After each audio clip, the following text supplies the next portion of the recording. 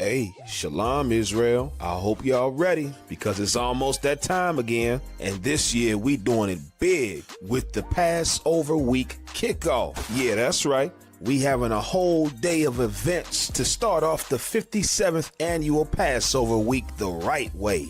We're going to have the annual lamb slaughter hosted by Captain Akkad, rides and bounce houses for the kids, horseback riding for the adults, and pony riding.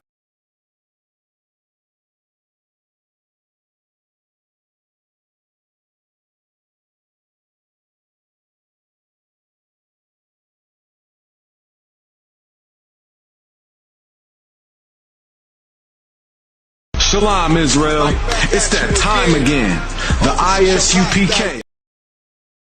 Shalom, Israel. It's that time again.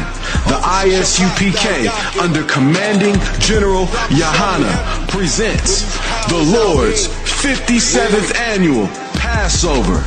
That's right, the Lord's 57th annual Passover, April 4th, 2026, in Houston, Texas. All black Hispanics and Native Americans are commanded to observe the Lord's Passover. This will be the biggest Passover to date. You do not want to miss this. Fresh lamb, fresh wine, and bitter herbs as commanded by the Most High. Only $200 per person ages 17 and up. The biggest event of the year. There is only one Passover, and it's under commanding General Yohana. See you there, Israel. Shalom. Hey, listen, brothers and sisters, man. If you like what you hear, hit the subscribe button, man. Subscribe to this channel. And also, please, go to isupk.com and pay your tithe. Drop me some cash so we can move around this planet like we need to, man, and do the things we need to do. They're one West. They're one West. They're one West. Shalom Israel, we're the Israelite School of Universal Practical Knowledge, and you know what time it is. It's the Lord's 57th annual Passover, and it's going to be held in Houston, Texas on April 4th. Don't forget, bring your family, bring your friends, because this is going to be the time that so-called blacks, Latinos, and Native Americans can come under one roof in one house and to serve the Lord. It's that time. $200 per person. Don't forget, over the age of 17. Don't forget the Lord's Passover. It's coming. Kingdoms ours, all the heathens forbidden. The chosen bow down to no one. It was written.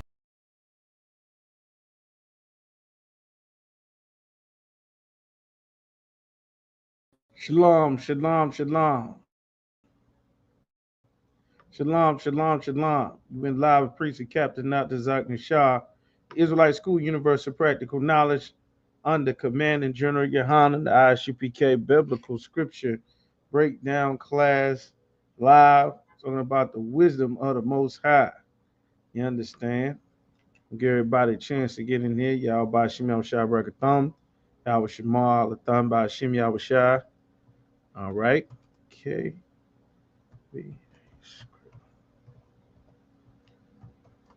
Anybody got any questions? Bring your questions in the room. Should break down live. All right.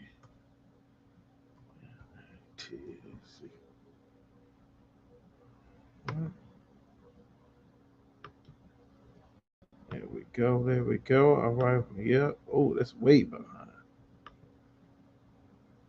All right. Shalom Yatawab Tazarai. Yahweh Shema Alathan by Hashem Yahweh Shai. Hadassah Tazarai. Deborah. Shalom. Shema Alathan Hashem Yahweh Shai. Yahweh Hashem Yahweh Shai Regatha. Opposite call support. Okay.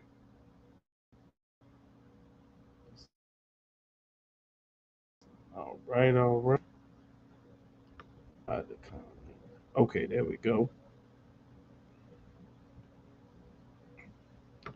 All right, we looking good. Huh, it's still showing a commercial.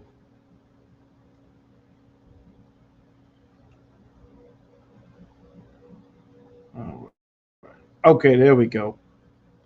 Looking good now. We should be good and live. All right, there we go. Okay, everybody coming in now. Okay, I see.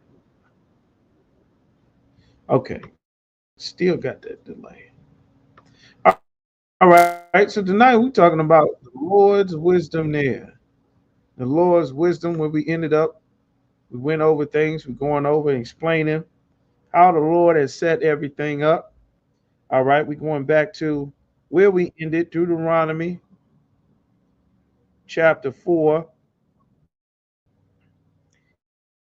The Lord gave very important. Deuteronomy chapter 4, and we're going to verse 4. So how we were kept alive. Deuteronomy chapter 4 and verse 4. Okay, now everything's coming in. Shalom, shalom. It says, but ye that did cleave unto the Lord, the Most High, your power, are alive, every one of you this day. We alive because we cleaved unto the Lord. There's a direct correlation between us dying, the way that our people die all the time, and us not obeying the Most High. There is a correlation. You understand?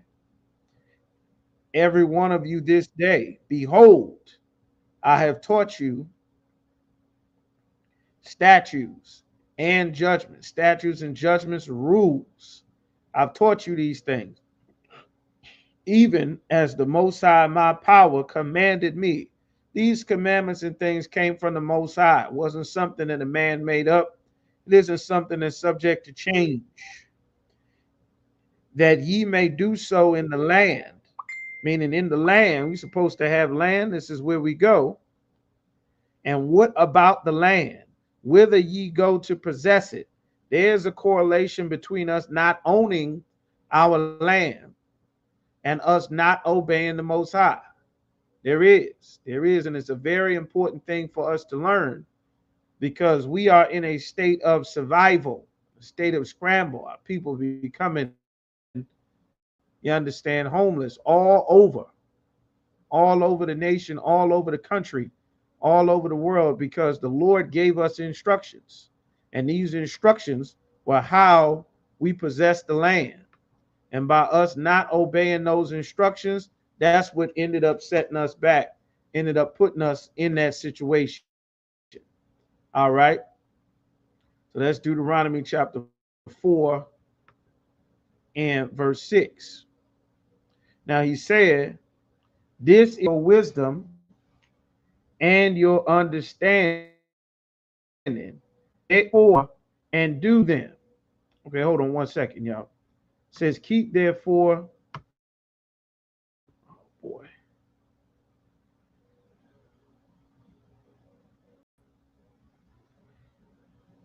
Salaki. Said, keep therefore and do them.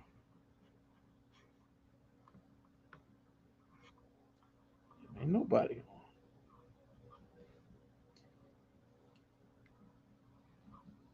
Bear with me just a second, y'all. Okay.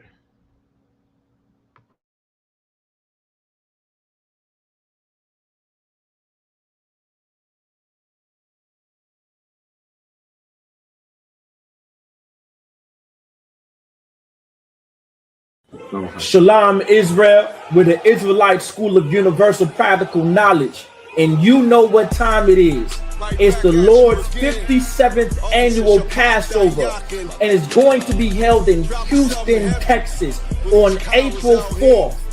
Don't forget, bring your family, bring your friends, because this is going to be the time that so-called blacks, Latinos, and Native Americans can come under one roof in one house and to serve the Lord.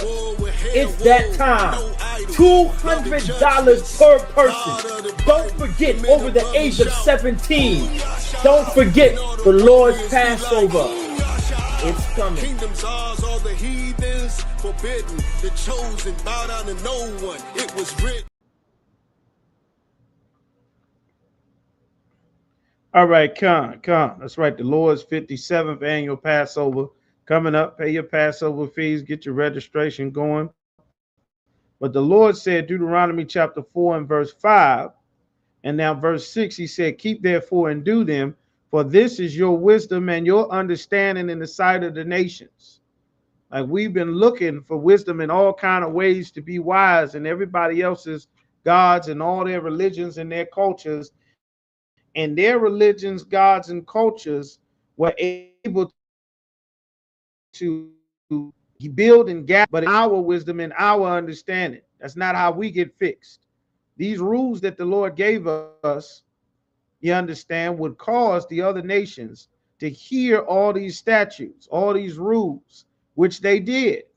They were exposed to our rules and our laws, and they completely changed their entire way of living and restructured their societies as best they could, using this wisdom that the Lord gave to us, that our people have largely rejected, for the customs of the other nations of people. And he said, and say, meaning the other nations of people would say, surely this great nation, meaning these rules would make us a nation by default, is a wise and understanding people. You understand? Our people go to Islam looking for wisdom, looking for the proper way to live and how to restructure their life and get balance. Our people go to church, into Christianity, which is the wisdom that the oppressor has, the white man, has set up for themselves. We go into the Asians and their different cultures and wisdoms, and what do they say to eat and how they live and survive and how they operate. East Indians, and what do they do and what's their culture, and all of these different cultures of the world, because we are looking for something to give us wisdom and understanding. Now, because it's not what them set up, the wisdom and understanding that we find is not the one that is for us, and is not the thing that keeps us alive, that gives us our reality. Like right now, our people don't understand nationality. We think nationality is where you're born, what language you speak, your name. You understand? The country you come from. You understand? And as a result, if any changes come to that country, then your identity will change. There was a time that we as a people, I'll use for example, there was a time that we as a people, we did not identify the way that the oppressor identifies himself. We didn't identify the way that a white man would identify. We didn't identify ourselves as American because he did not consider us American when he made up that name for himself, when he made that identity for himself. There was a time where we were just colored. We were just Indian, because especially in Virginia, many of the Native American tribes were classified as Negro after they started to make acts to get the natives off of their land, to force the tribe of Gad to remove. Even by forcing the tribe of Gad to remove, forcing the tribe of Isupk to move out of Texas and New Mexico and Arizona and California, those lands, and Nevada as well, I believe, those lands, the natives of those lands are so-called Mexicans. You understand? But because we don't take the identity that our forefathers have, that God gave us, that he said is our wisdom, now another nation of people can come between us and fracture us and give us a new identity. You understand? So that's what ends up happening there. Hold on one second, y'all.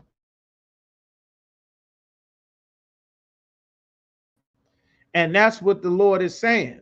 This is the thing that would make us wise, especially now that America is ending. Not just America, all the world empires and governments are coming to a close. You understand? All of them are coming to a close. And it's very important that all of our people get back to our wisdom and understanding. We've been following the wisdom and understanding of another nation of people for so long, and it has led us astray. It's led us into all kind of lives and all kind of identities that we would have never taken on had we known who we were and had it been so clear. You understand? So let me a scripture here. All right, shalom. Jim Shabrakatah. Join us up at the school. This is what the Lord said. I'm talking about the Lord's wisdom. Micah chapter 2 and verse 10 said, the Lord said, arise, meaning to rise up, arise. That's what the Lord said. And depart. Depart from what? Depart from the wisdom and the customs of the other nations of people, because this place is coming to an end. For this is not your rest. We weren't supposed to look for rest amongst the other nations of people. We weren't supposed to. It is almost time to go home. You understand? Black man, woman, and child, it's time to prepare to go home. We should have been preparing to go home, but it's past time. You understand? That's what the Lord said. It's time to go home. He says, this is not your rest. We tried to find rest and a place to fit in to our oppressive society, to everybody's society. We tried to fit in amongst the Arabs. We tried to fit in amongst all the people. Everybody knows. The Lord said, because it is polluted, it's something wrong with it. It's damaged. Its core is evil. The Lord said it's polluted. And by us trying to make this place our rest, will we join into the system? Will we join into their voting, into their marching, into their politics, into their governing system, into their marital system, their identities, their lifestyles, their diets, and we put off what the Lord gave us? The Lord said, it is polluted. It shall destroy you with a sore destruction, a painful destruction, a destruction that's going to do something that's going to harm us. It seemed like it was going to be harmful. It didn't seem like it was harmful, you understand, to go and join America. It seemed like that this was the best possible thing that you could do, that you stop fighting, that we stop celebrating, that we no longer be segregated. When Martin Luther King said that, I have a dream, it seemed so sweet. It seemed so holy. It seemed so righteous. It seemed like, yeah, man, yeah. No longer should we be the black this or the black that. We should be the American one. Yes, right. We fought for this place. Yeah, we did.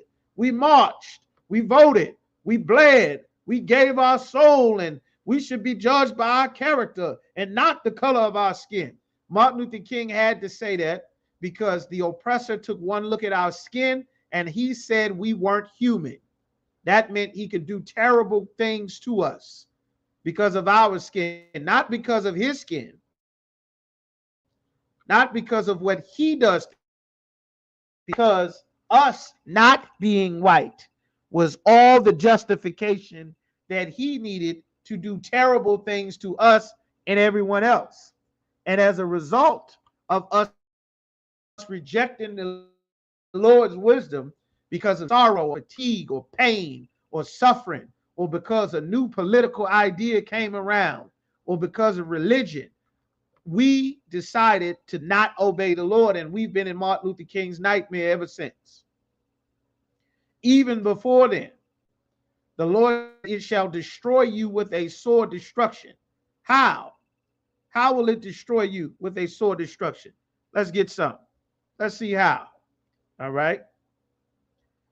The Lord said these words in the Bible are our wisdom. All right.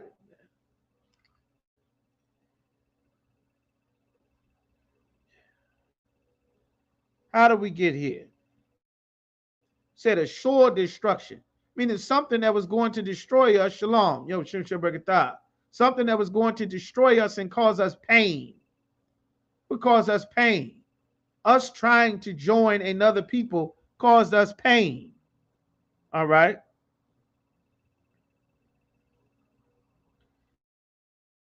All right.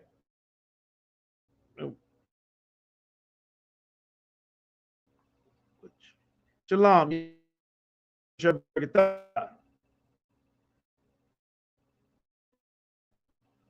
chapter. All right. I'll fix it for you. Go ahead. I'll fix it. Yeah. No problem.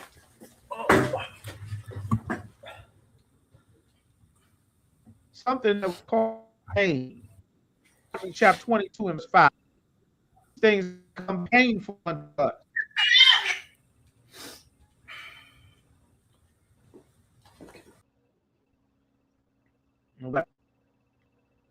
Deuteronomy chapter 22 and verse 5, this is your wisdom.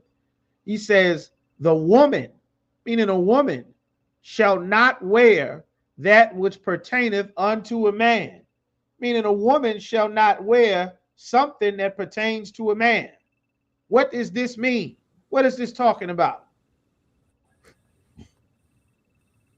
The Lord said a woman shouldn't wear that pertains to a man.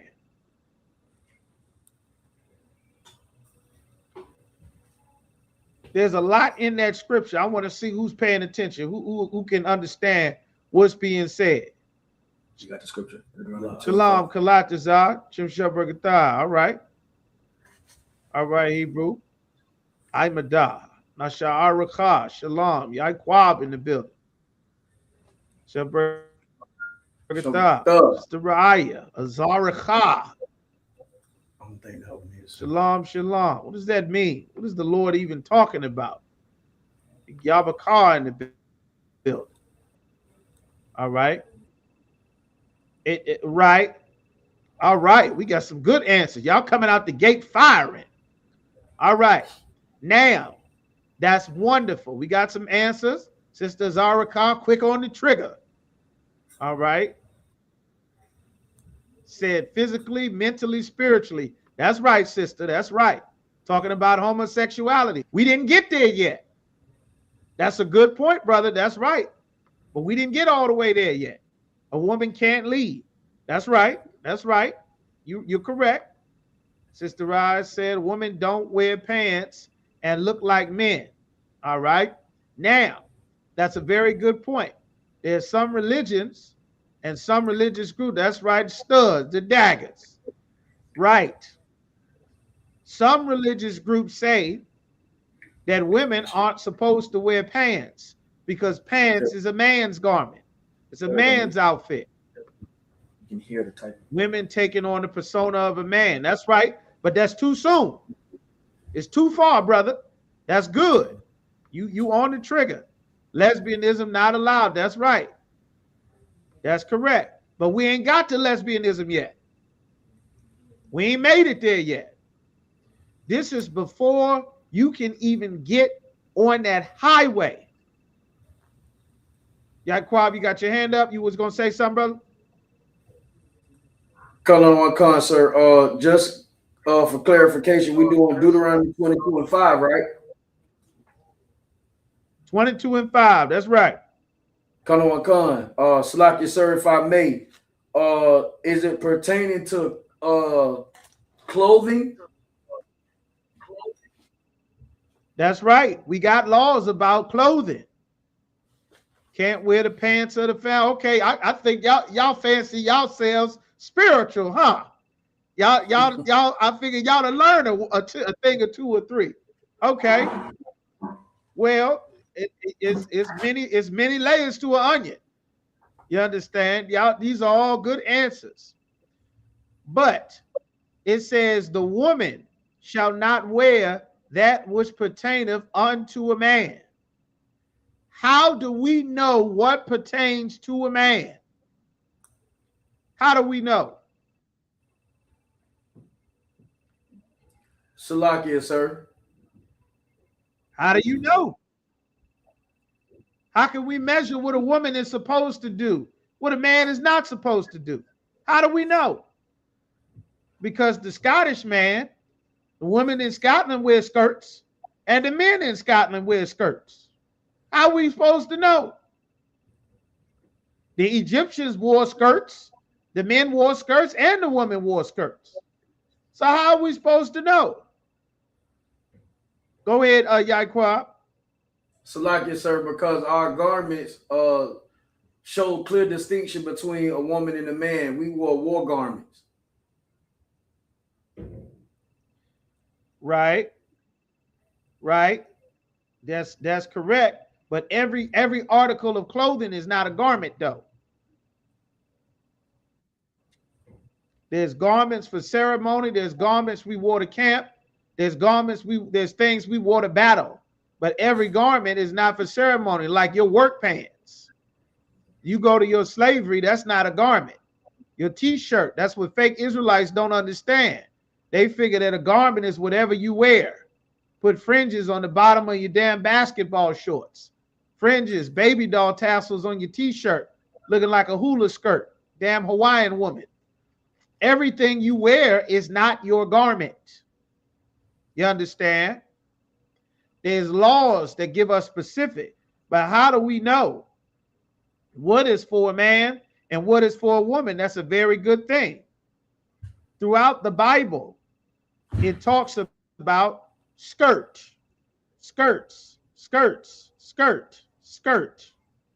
Now, all right, and cut off the skirt. All right. So it does talk about things. Now, there are pants. I don't want to get too far. I just want to give it so we can move along. There are pants that are made for a man. These are good answers, y'all. It's written. That's right. There are pants that are made for a man. And there are pants that is made for a woman. You understand? Go ahead, Yaquab. Slack, sir, if I could, I want to give it more. Is it the law about putting the fringes and the border of blue on a man's pants that separates it?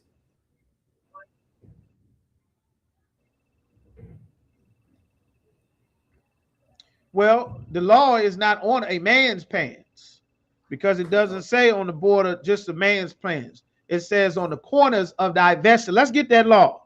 I see we covering laws tonight. So let's get vesture so we can pull up and see what the law actually says. All right. Let's pull it up. You know what scripture goes to? No, it should be in Numbers. Hold it. It's the same chapter. The Lord does say what you can and can't wear.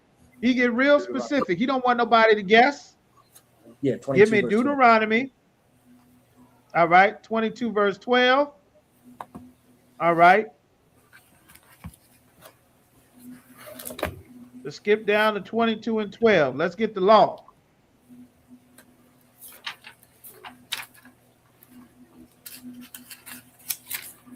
It's just further down. Just skip down a little bit. 22 and 12.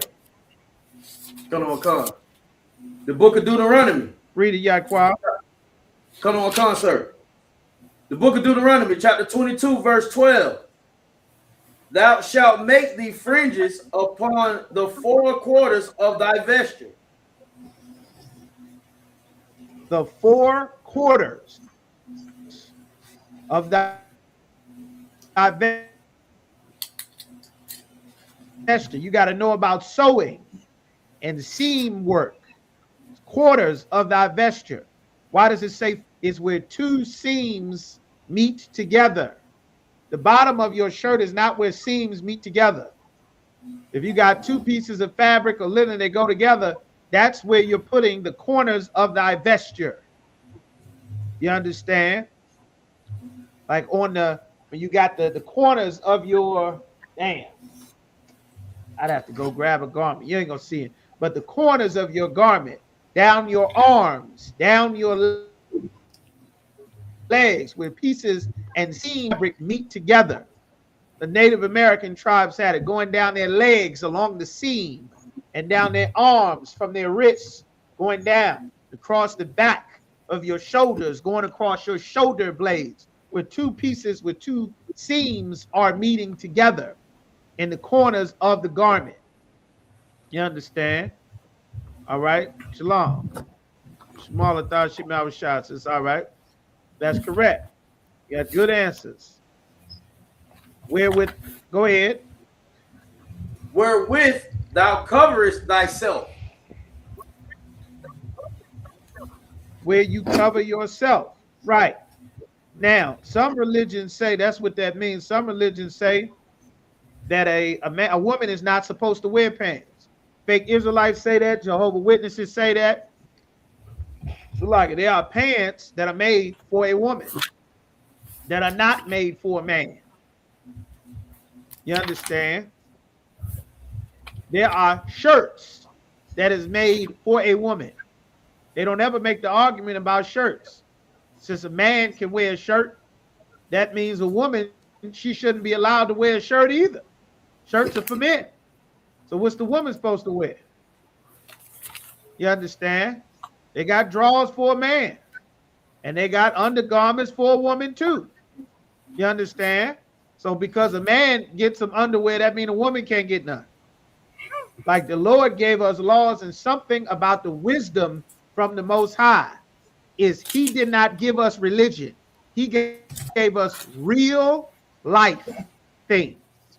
Religions try to make what God gave us the power to do magical and religious, because the things that God said are a part of our spirit, and they're not compatible with the other nations of people.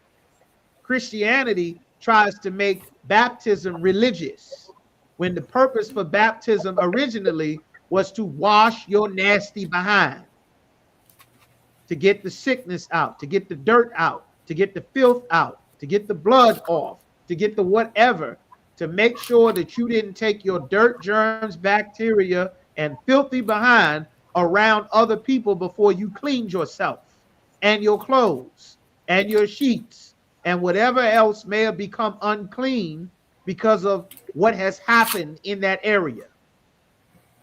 Later on, they came up with sciences. And those sciences, from learning what we did by custom that the Most High gave us, Matazah, give me the Gentiles become a law unto themselves. Give me that in the New Testament. When they do by nature the things contained in the law. For generations, we were bred to keep God's laws. Those were the only people that stayed alive. That's why we started in Deuteronomy 4:4. There's no Egypt. There's no other nation of people. If you didn't do what the Lord said, you died. Your children died. You didn't get to make more people. They died. So eventually, the only people that were still alive is the people who would obey the Lord and keep the commandments. As time went on, we got wicked leaders that allowed you to not obey the Most High. And then we started to fall into captivity and learn the customs and the gods of the other nations. And before you know it, we have a seed of rebellion inside of us as a people, that it takes a godly, righteous people to get us back on track. Otherwise, the heathen would have us indefinitely, because we would go to their culture, and then the Lord would stop protecting us and make them strong. You got what I'm looking for, Matazah? You still searching? Sir, I have it. Pull that scripture real quick. This is the book of Romans, chapter 2, verse 14. For when the Gentiles, which have not the law. Right. When the Gentiles, meaning the Israelites, because this whole thing is talking about the nation of Israel. That's why I would say they don't have the law. This law that is talking about in the New Testament, Christ had to clarify.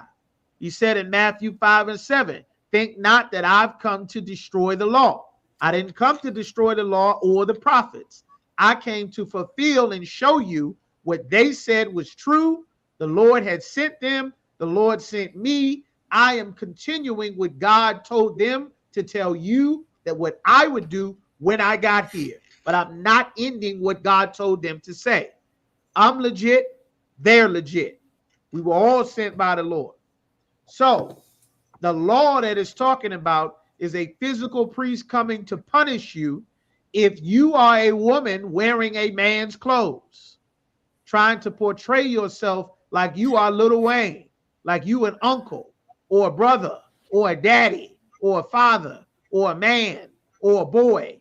You are not allowed to take the first step in that direction, which is to start to dress yourself like a boy. Someone is a measuring stick of, why is this little girl dressing like this? Come here, little girl. Who you seen dressing like this? I went to school and I seen Bob. Well, she told us to call her Big Chris, but her real name is Bobby when the teacher take attendance. But we be calling her Chris. Why do you call this little girl Big Chris? Oh, this how she dress. This big Chris. Does Big Chris call herself a boy? Sometimes she do, but we don't really pay it no attention. But sometimes she be getting no. Chris is a girl, and a woman, a female, is not even allowed to start to dress in a way that would make you, her, or anybody else think that this could be a boy. That I'm supposed to talk to you like a boy, treat you like a boy, dress you like a boy, respect your boyhood, your manhood. None of that. Before we even get on that highway, you aren't allowed to dress in a way that would confuse people as to what the hell you are. How does it get there? Mommy. That's how.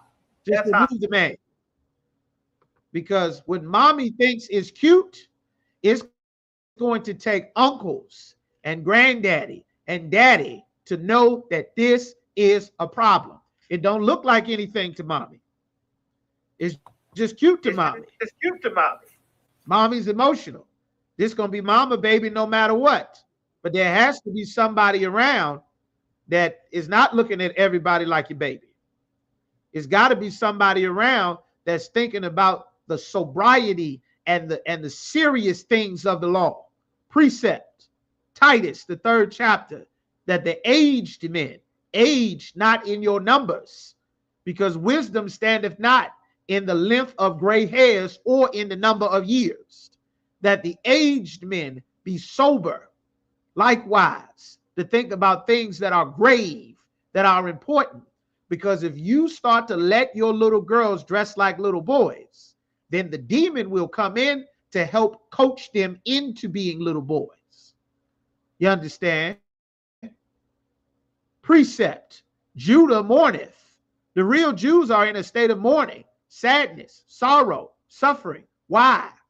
And the gates, their protection, their leadership, their boundaries, their border, their security, language is weak, is falling down. It doesn't have power, it's not strong.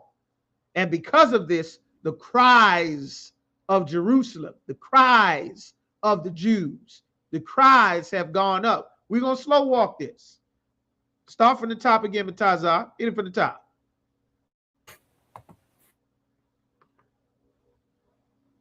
Salakia. I'm hitting mute, you hitting mute. Okay, now go ahead. This is Romans chapter 2, verse 14. When the Gentiles, which have not the law,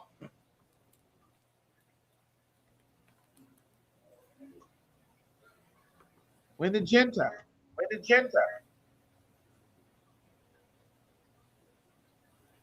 Hey, break it up.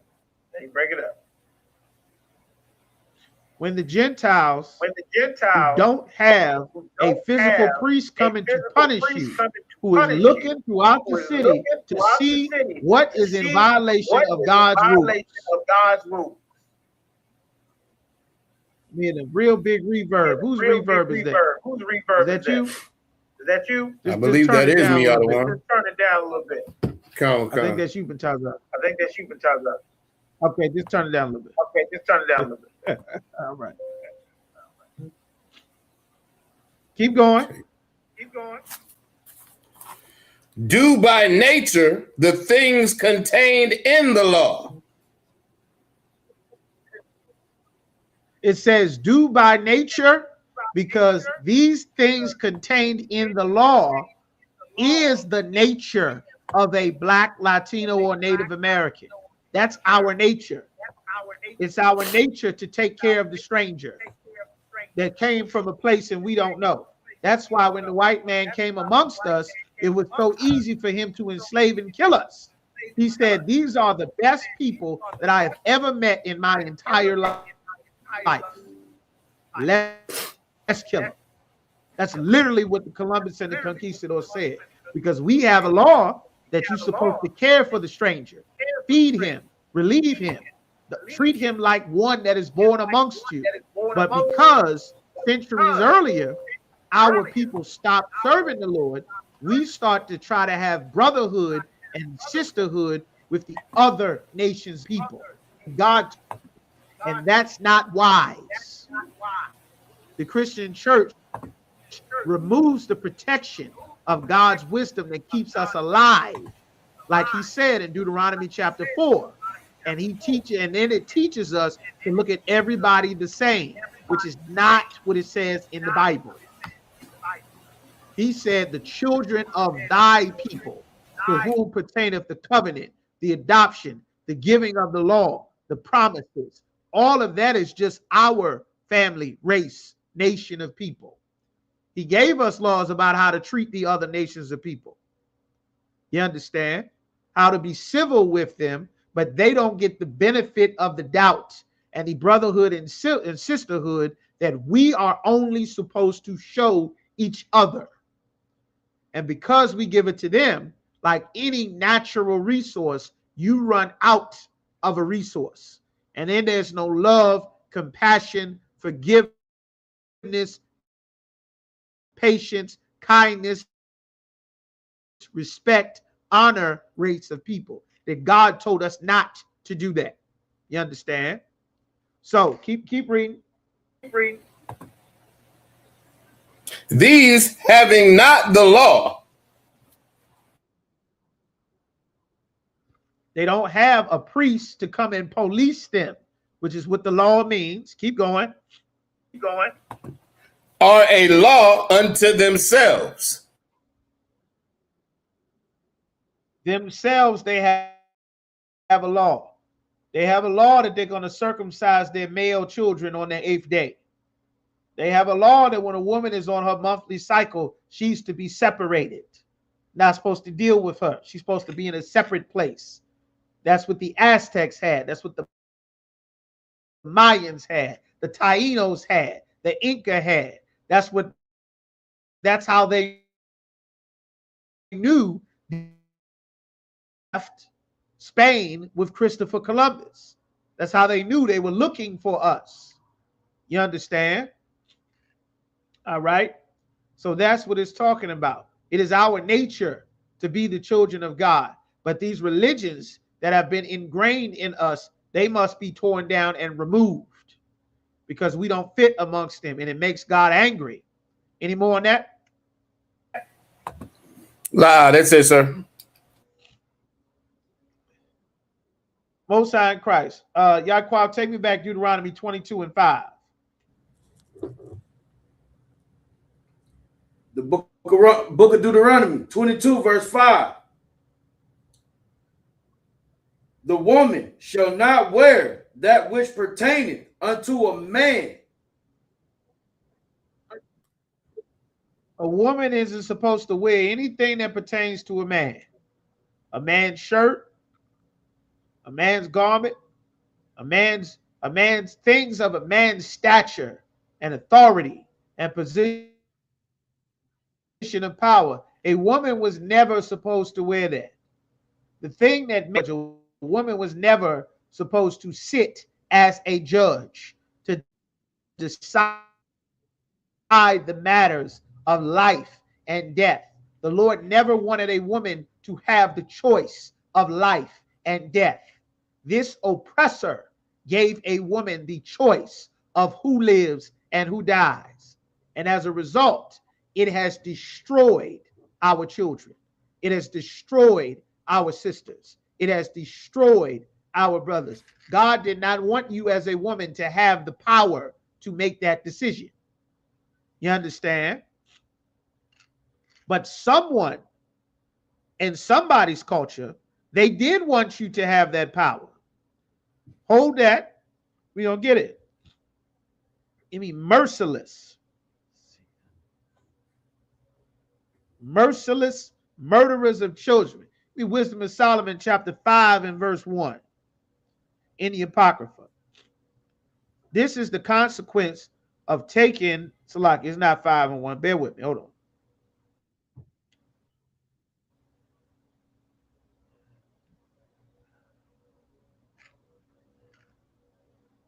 "12 and 5, Salakia. Wisdom of Solomon, 12 and 5.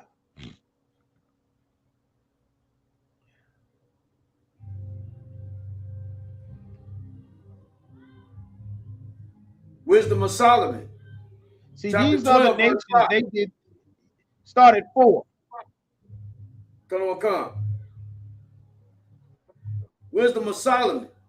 Chapter 12, verse 4. Whom thou hatest for doing most odious works of witchcraft. The Lord hated these other nations of people because they did witchcraft. What does God say witchcraft is? Keep reading. And wicked sacrifices. A wicked sacrifice. What does God say is witchcraft and a wicked sacrifice? What does God say? I want y'all to type in, answer this question. What does God say is a witchcraft and wicked sacrifice?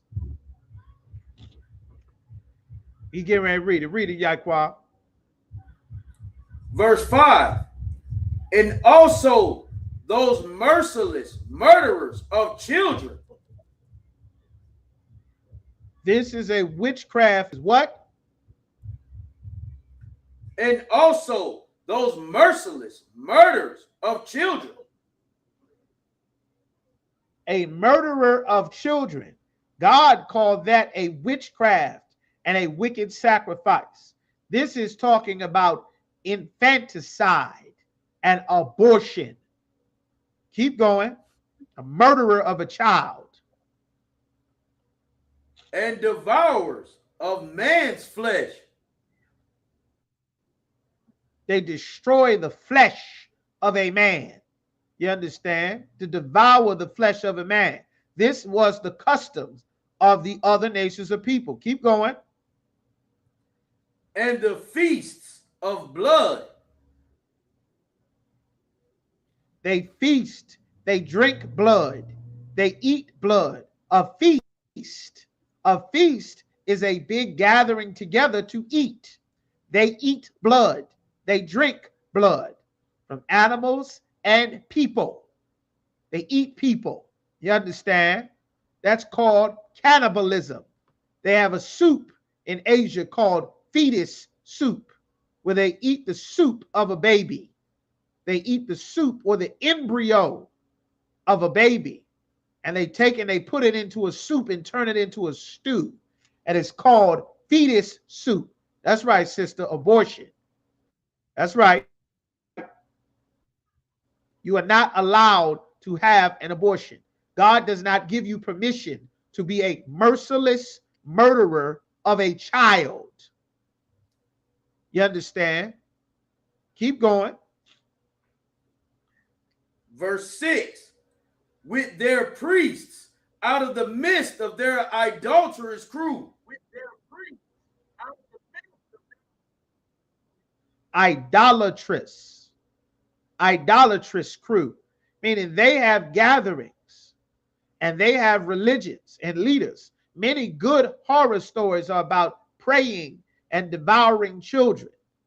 You understand? Damn, I can't think of what's the name of that story. Ah, man. It was part 1 and part 2. Ethan Hawke was in the first one, and in the second one, the little boy failed. Where you videotaped it, they killed your whole family, and then the house was haunted. And the damn video, old world Assyrian and Babylonian customs and cultures of the people, just like hanging that goddamn Christmas tree that these silly Christian preachers teach you to do, while they say abortion is a woman's right to choose. You understand? No pastors preach, not Hansel and Gretel, is sinister. Sinister. You understand? But Hansel and Gretel might be another one. Attacking the children You understand? So witchcraft. Keep reading. And the parents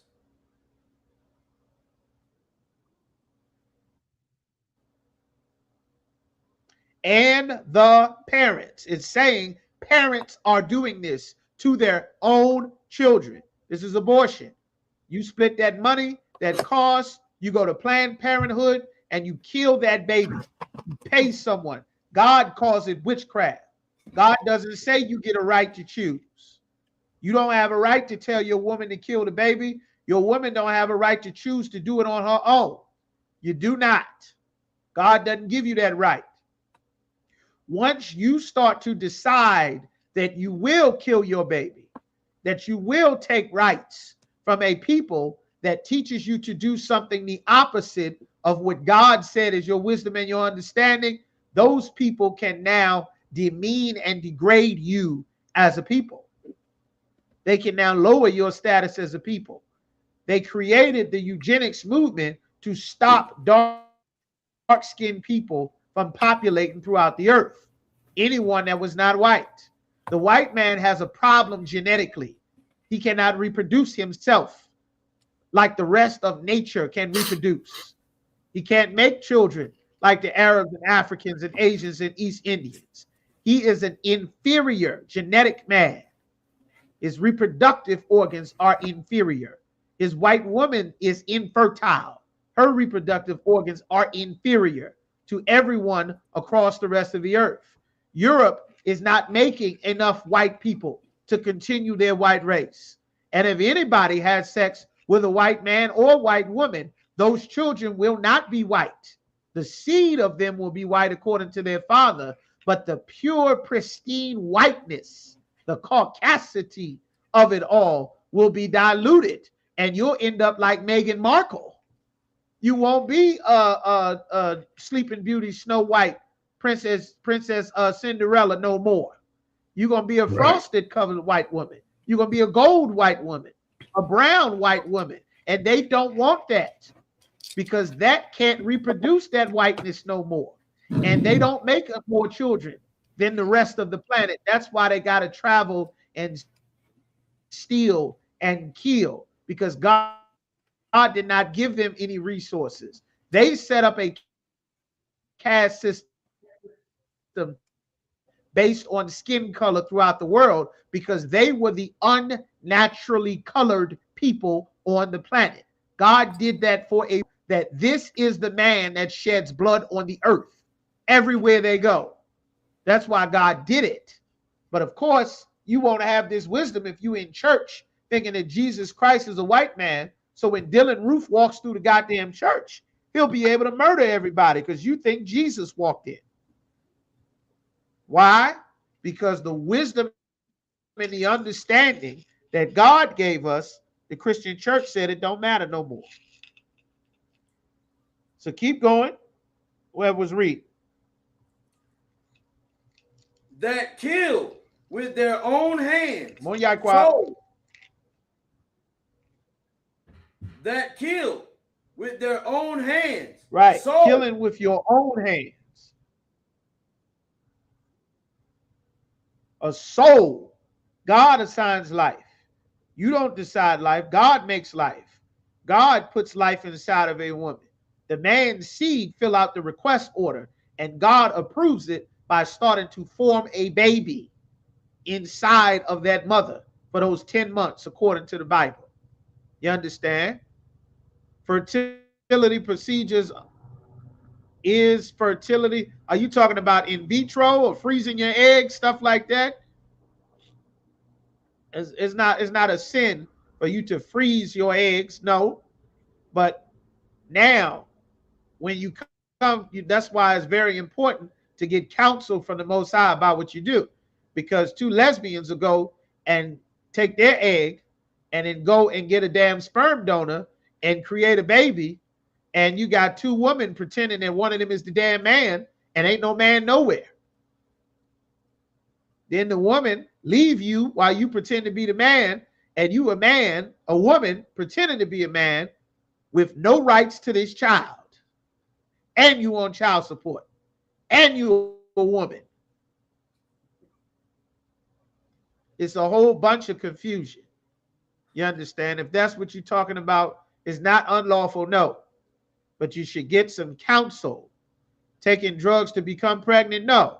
Fertility medicines and drugs, no, that's not unlawful, no. No, it's not unlawful. All right.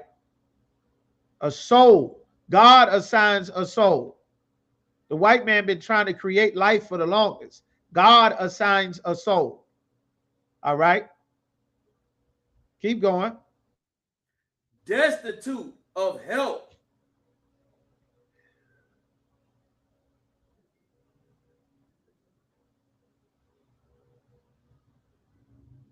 Destitute of help. Meaning there's nobody to help them. That's an evil people that'll kill your baby, kill their own baby. A woman go to a doctor that's supposed to help her, and then the doctor is set up to kill the baby. Like, that's an evil thing. That's another reason why the Lord is going to destroy America. And also another reason why our sisters and our people are catching so much hell. You don't have the right to kill no baby. Give you the right to take no baby's life. It's a baby growing inside of somebody because the Lord started that. The Lord decided. You know how many people on the planet want to have a baby but cannot? Because the Lord did not give them one. Sarah was barren, and she entreated the Lord and asked for the Lord to open her womb so that she could. But if you follow the wisdom of another nation of people, they'll convince you, oh, you're not ready. Might be true, but still don't give you. You cannot undo life. The Lord give life. You understand? That's why the Bible says, we're talking about the wisdom. It says the lips of an enemy speaketh sweetly. All right. Speak nice and sweet. All right. Let's get that. Get that for me. Mataza. It Says the lips of an enemy, they speak sweetly. It's in the Psalms. Pull that. Sir.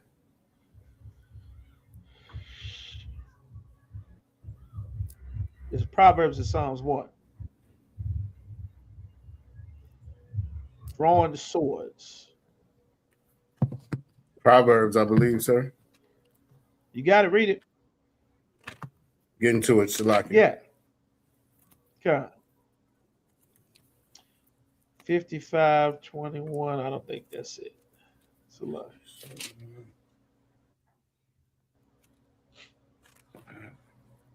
An enemy speaking sweetly. That's what it is. Where's Urash at? Where is it, Urash? An enemy speaking sweetly. Are you referring speaking to sweetly with his lips? Khan, so you're talking about Psalms chapter 55, when it talks about not drawing swords, not 55 and 21. Then Proverbs 27. Proverbs 27 and 6, where it talks about the wounds of a friend, but the kisses of an enemy are deceitful. No, not that. An enemy speaketh sweetly with his lips. That's what I want. That might be in the Apocrypha. I feel like it's Proverbs.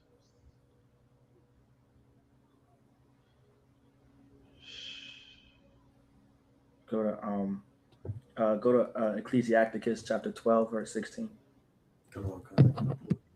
Almost on. And then also Proverbs. The one he wants also is in Proverbs chapter 26, verses 24. Yeah, Ecclesiasticus 12 is. That sounds like it's right. Salaki, I have Proverbs 26. What are you holding, Mataza? Let me hear it. Khan. This is Proverbs chapter 26, verse 24. Go ahead.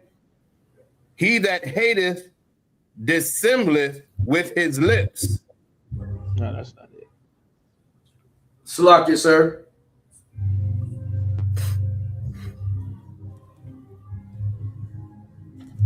Salakia, sir. No, that's not it. That's not it. Throughout it. What you got, Yaquab? Ecclesiasticus chapter 12, verse 16. You have Yaquab. Go ahead. Ecclesiasticus chapter 12, verse 16.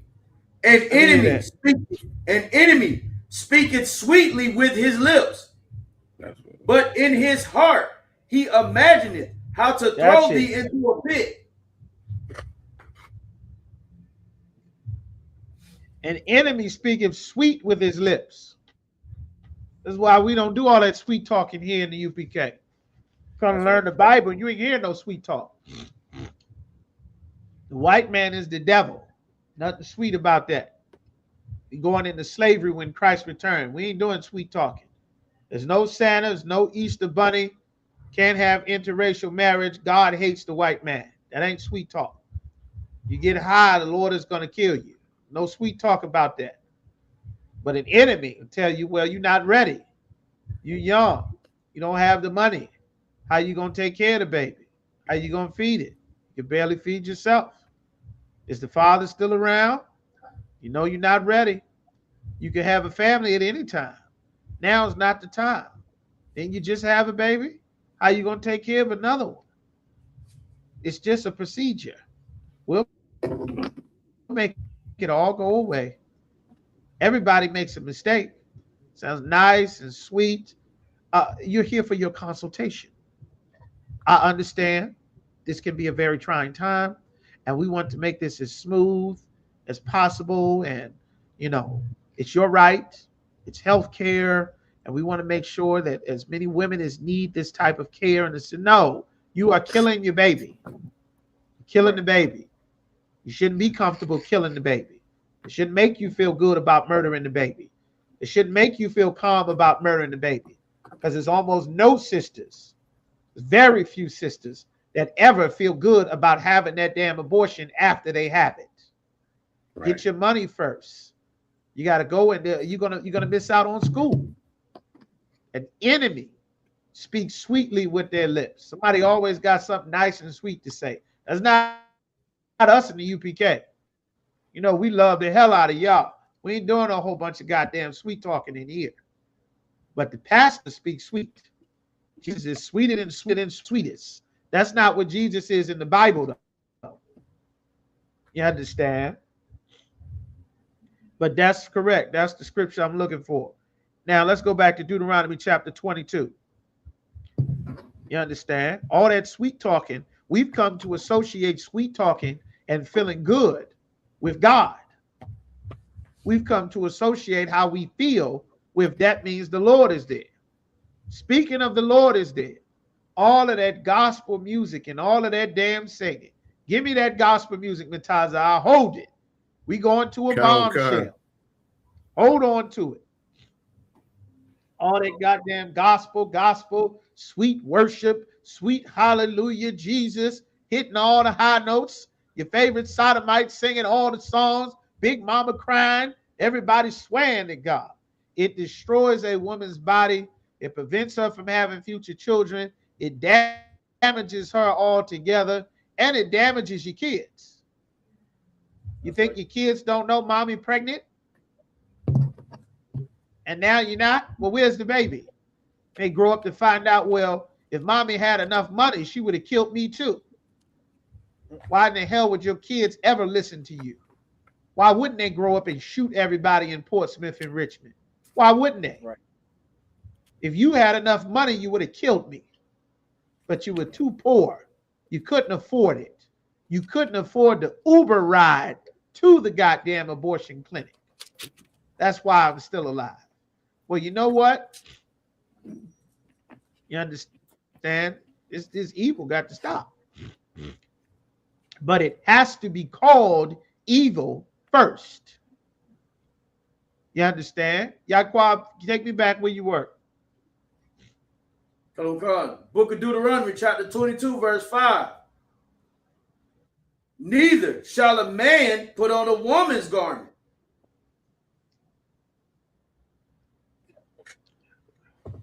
No, start from the top. Start from the top. Salaki, come. Book of Deuteronomy 22, verse 5. The woman shall not wear that which pertaineth unto a man. This idea and notion that a woman is free to wear whatever she wants, she is supposed to know clearly that this is a man's clothes, this is a man's outfit. Do I look like a man? Will people think this? I am a man. Why do I want to wear this man's clothes? Why do I want to wear some? I remember there was a time, generations ago, depending on how young you are, you may have never heard this because everything got so watered down in the black community. They would say, that's for girls. That's for boys. That looked like a boy. That looked like a man. I'm not wearing that. That looked like a man. You should put the sweater on. No, that's a girl's sweater. I'm not wearing that girl's sweater. These pants, no, them look like girls' pants. Those are girls' socks. It don't matter. You just wear whatever. Then I remember somewhere that the standards was completely gone. You understand? People started wearing pajamas to school. Then they started wearing slippers to school.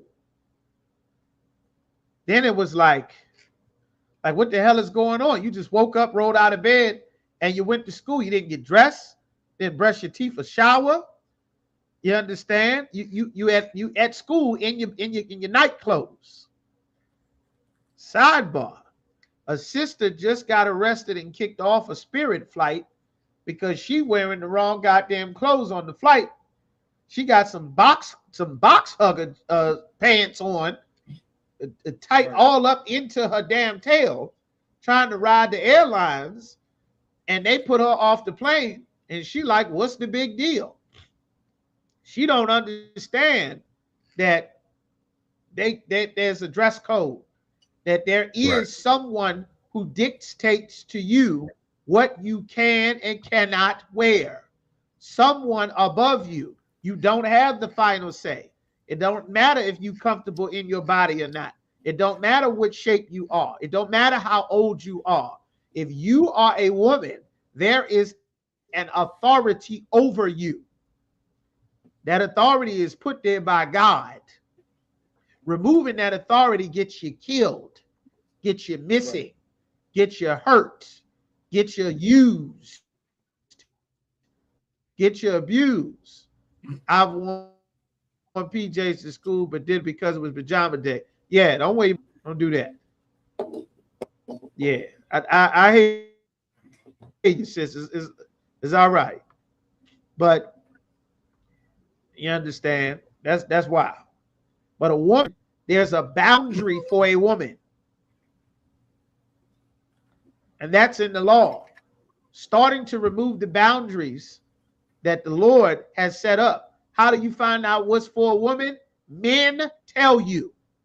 That's how you know. Right. Brothers dressed feminine, got called alternative. Yes. And then, thanks to Cameron, brothers start wearing pink. And then brothers with pink don't match anything. Give a damn what you got. Pink matches nothing. Nothing but black and other pink. And then over time, they started to make pink shoes with gray in it. Then pink and gray started to match. Then they made pink stuff with blue in it. Then pink and blue started to match. Those colors don't match in kindergarten. When you learn how to color and the color wheel, they don't go together. Now, it's not a sin to wear them together. You understand? But gradually, the barrier and the guidelines for everything just disappeared. A woman shall not wear that which pertaineth to a man. Keep going. Neither shall a man put on a woman's goddamn skinny jeans. Lil Wayne had brothers. Lil Wayne had brothers wearing them tights, wearing them leggings. He started that. And them skinny jeans. Them skinny jeans are not masculine. They're not masculine. Rappers started to teach brothers to wear pants hanging off your behind. Pants hanging off your behind and sagging was prison culture. You understand? Right. Was pants hanging off your behind so that other inmates could see the crack of your behind and know that you were open for the taking, that you were a boy, you understand, that you were available so that other men could go now and try to have sex with you. That's where that came from. And stupid rappers made it popular to do that. And then prison culture got filtered into regular society. Why? Because there wasn't no more boundaries in the house. Entertainers started to decide what was right and what was wrong. And this was done strategically. Go ahead, Yaquab. Select you, sir. Con, if I could. Also, what Nice pushed that on them? Also, what pushed that on them was those rock and rollers wearing them jeans that only came up half, like what Prince used to wear. They get it from that culture too. And if you remember, skateboarders was the ones that came out with the skinny jeans that couldn't pull over the butt. Yes. Those were the ones Wayne started wearing. The skin tight clothes. A Dutch, European, white boy punk rocker, multicolored hair. All of a sudden, niggas is dyeing their hair, dyeing their dreads, pink, yellow, gold, purple, just like gay white men from Europe, wearing skin-tight clothes, just like gay white men from Europe, popping pills, just like gay white boy rockers from Europe, eating their families' pain medicine, their Oxycontin and Vicodin and codeine and aspirin medicine, just like alternative lifestyle white boys from Europe, putting needles into your vein, shooting up, just like white boys from Europe, smoking bongs, all of the culture that the white boys took from other races of people as the white man traveled the world, stealing from everybody, painting your nails green and black and blue, just like gay white men from Europe. You understand? That's who you started to pattern your life after, because Christian preachers failed to give you your culture. Right. This came with integration. Smoking weed, LSD, PCP, cocaine, crack, meth. That's how the German soldiers was able to stay awake for 3 and 4 days at a time. They were insane drug addicts. The white boy introduced that lifestyle.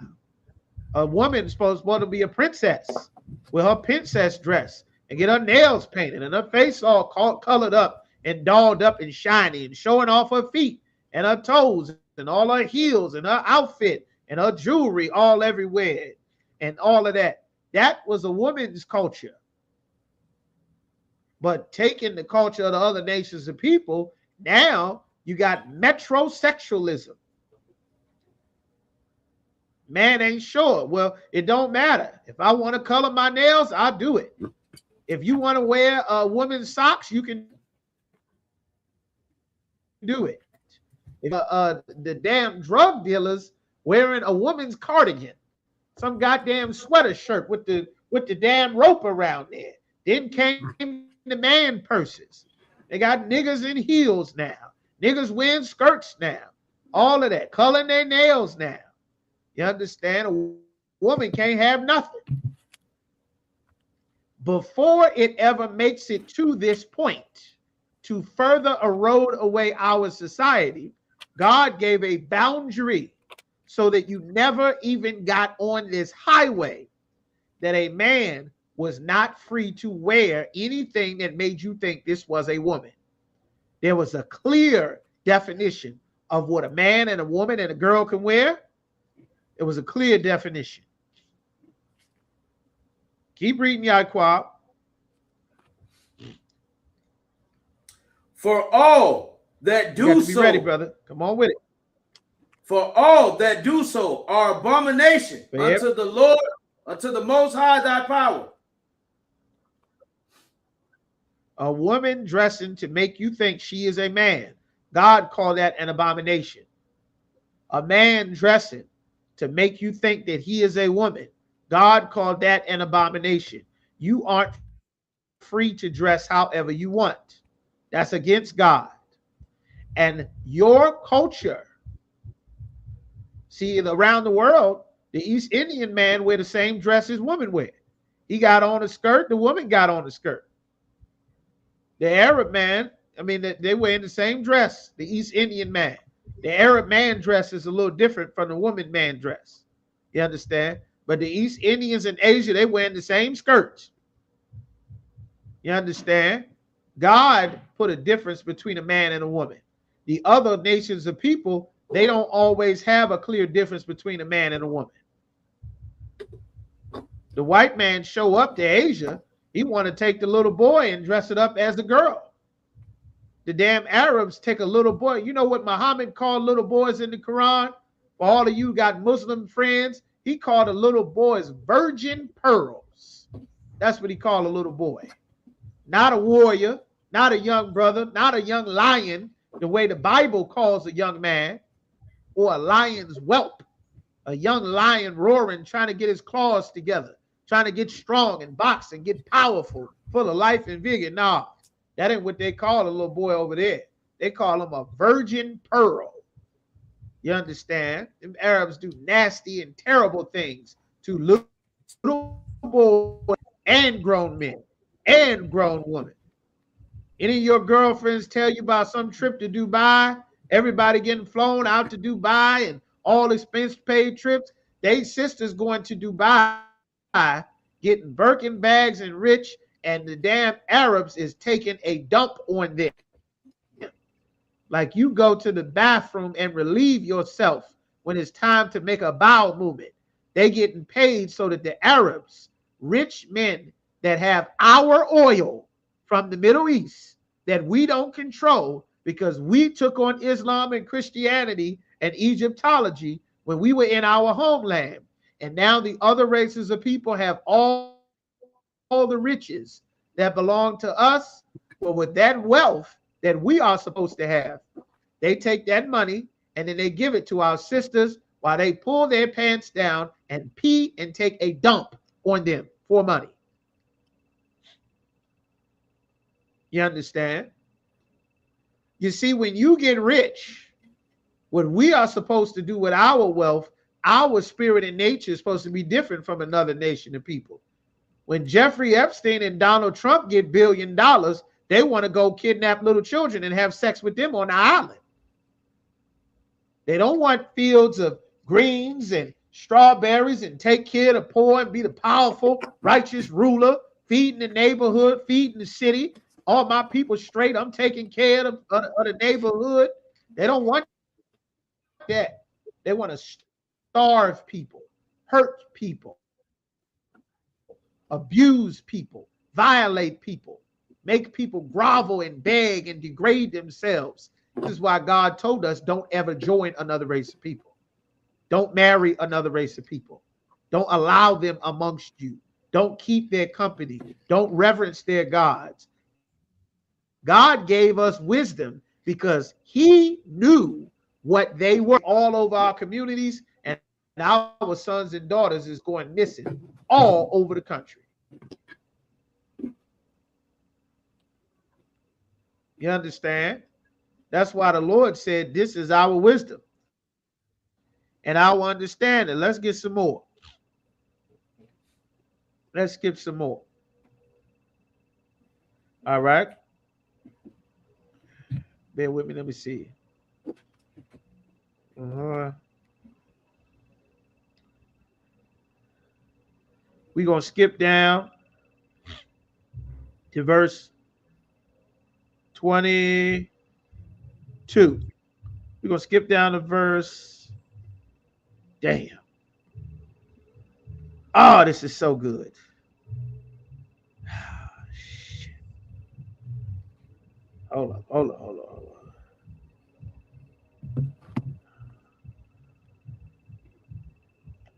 Now we got to bypass that. Skip me down to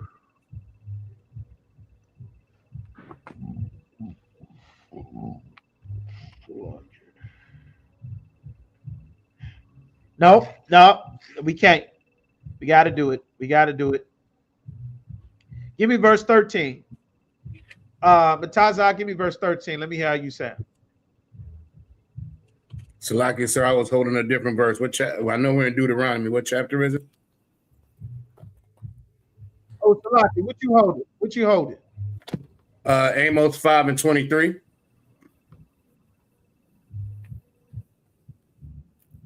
Oh, damn, we almost forgot about the Sodom. Okay.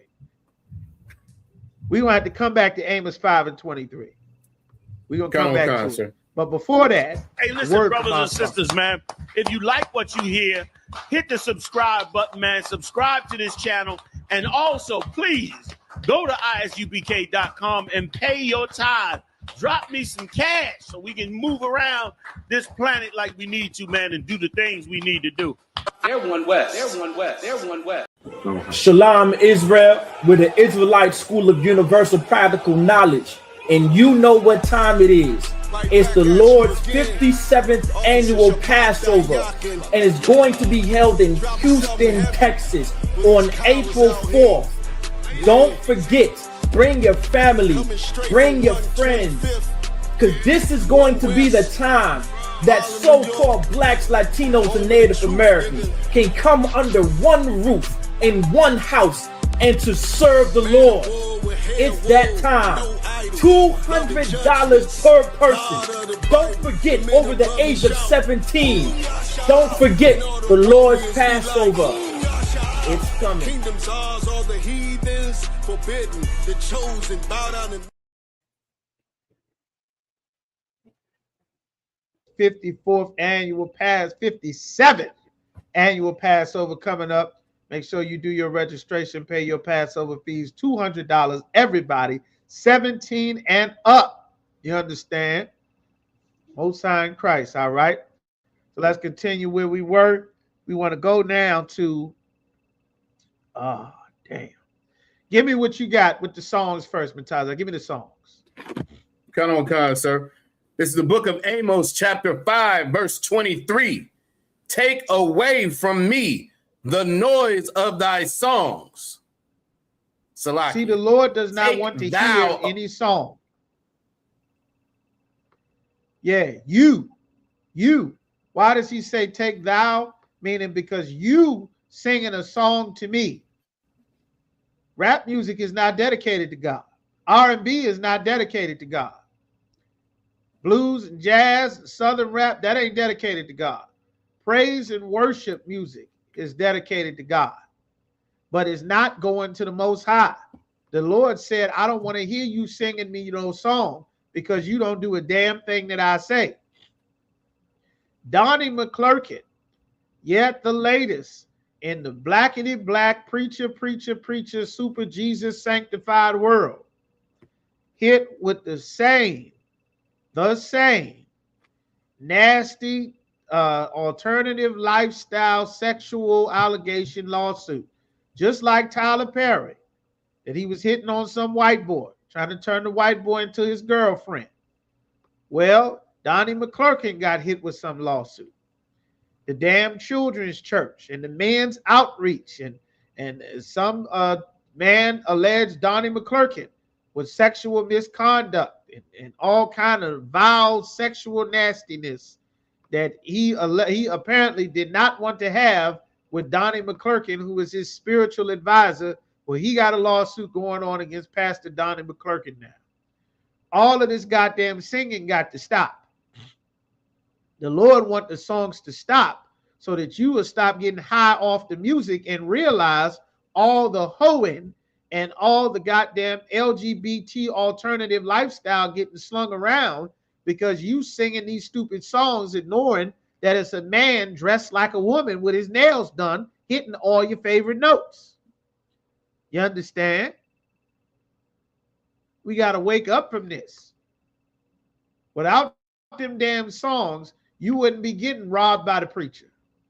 You get high off the music and think God is there. God doesn't want you to associate music with him. God wants you to associate doing what the hell he say with him.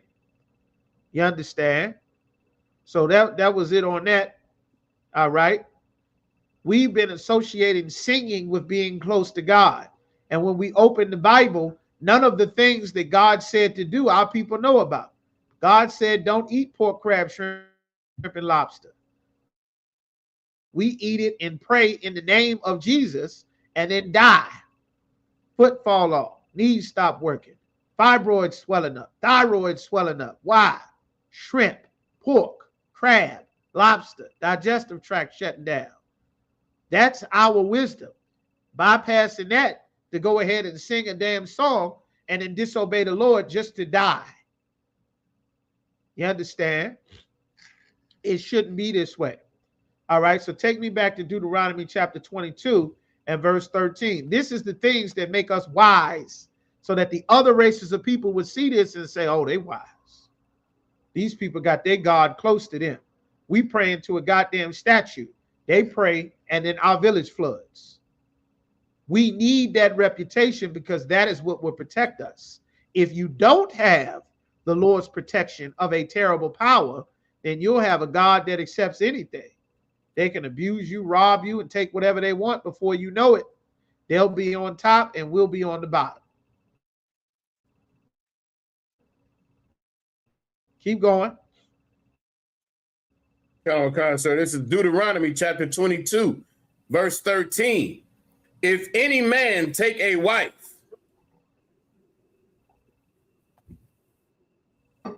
if a man take a wife, this is very important. It's a ton of confusion as to what a wife is. Why? Because the rules that God gave us about what makes you a wife, we'd have been taught those rules is done away with. A man takes a wife. The only way that you get to become a wife is with a man. If you are a woman with another woman, you are not a wife. She is not a wife. You understand? It's not possible. What makes you a wife is the scripture get ready to tell you. Keep going. And go in unto her. It's a specific action that is being done that makes you a wife. A man take a wife and go in unto her. He's going inside of this woman. Now, this woman has become a wife. That's how it's done. This is what God said marriage is.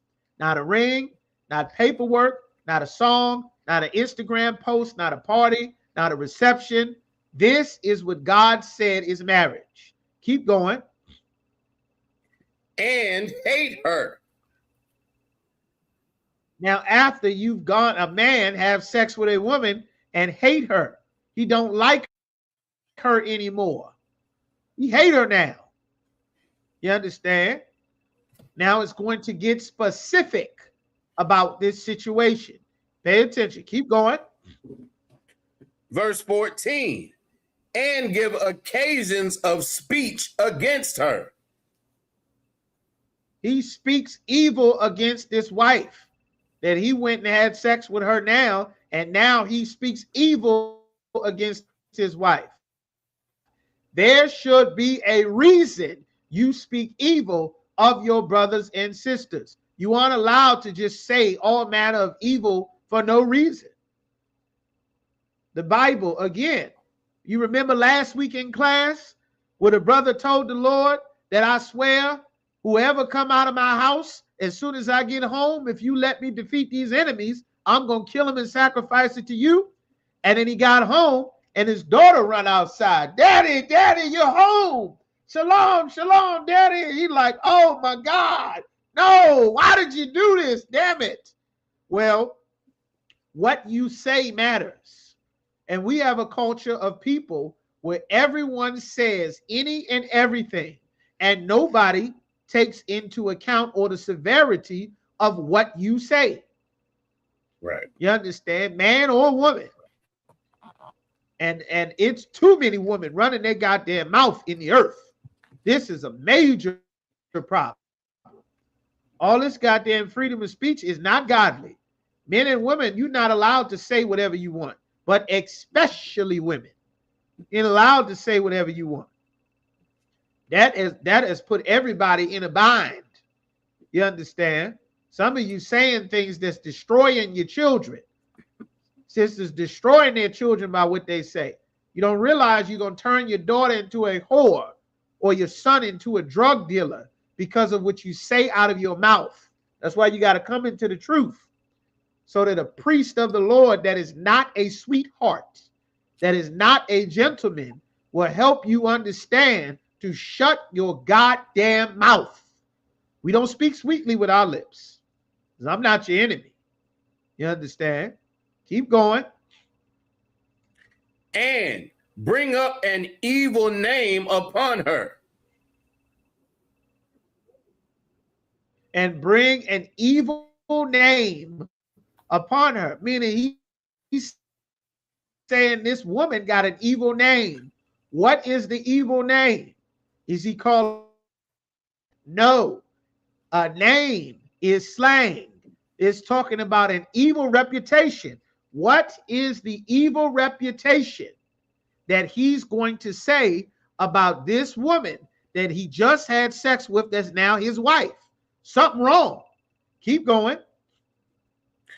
And say, I took this woman. Pause. And say, comma. This is how you know in the scripture that the evil name is not just him saying this woman is a bitch. This woman is a monster. She's a dragon. This broad don't listen. She's hard-headed.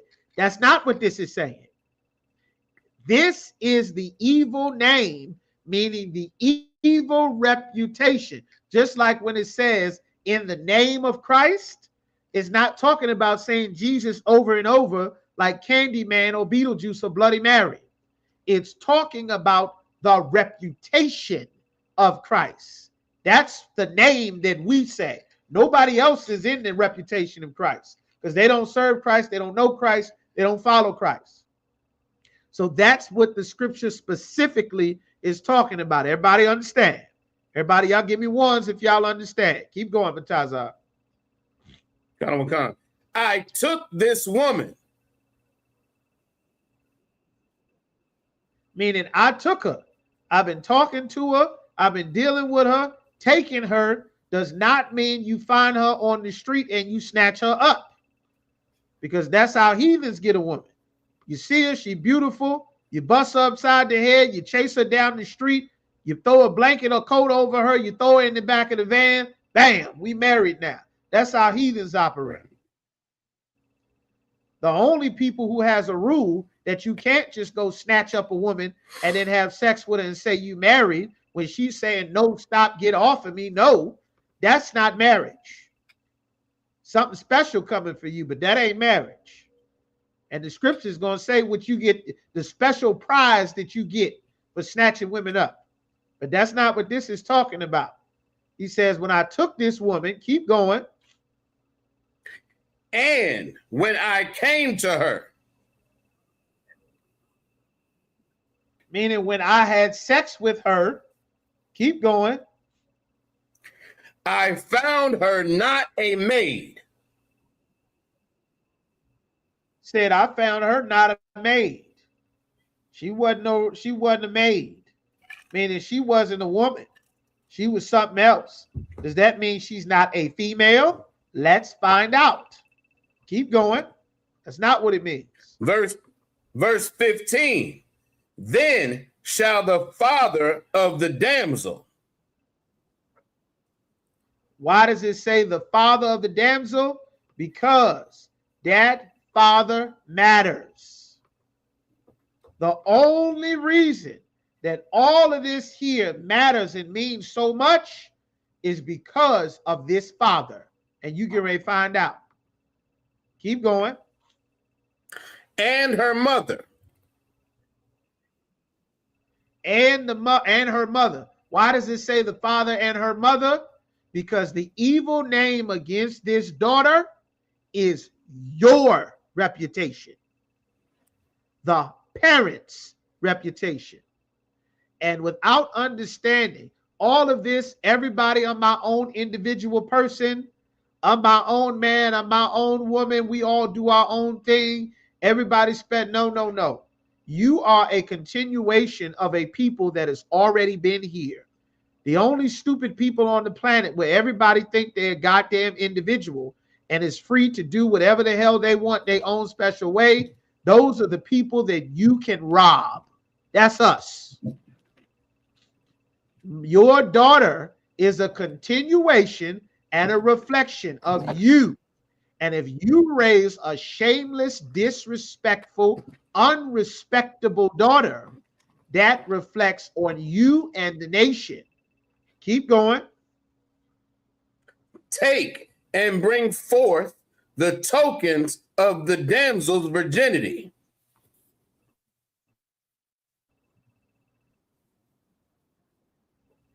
The tokens of the damsel's virginity. In our culture of old time, the token of the damsel's virginity is talking about the bed sheets. During the marriage time in our culture, there was a time, of course, this time is long gone. You understand? But our culture, which we will be going back to our culture. Once Christ returns, we're going back all the way to our culture.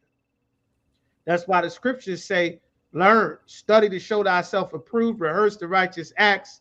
You understand? When a man went to go and marry a woman, she is a woman that has never been with a man. And the first time that she is to be penetrated, she would have bloody bed sheets. You understand? This is a part of the ceremony.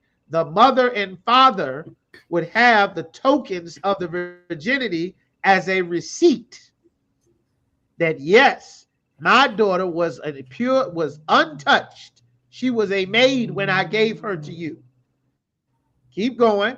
She has not had sex with other men and boys. She ain't been out there all throughout middle school and high school having sex with everybody.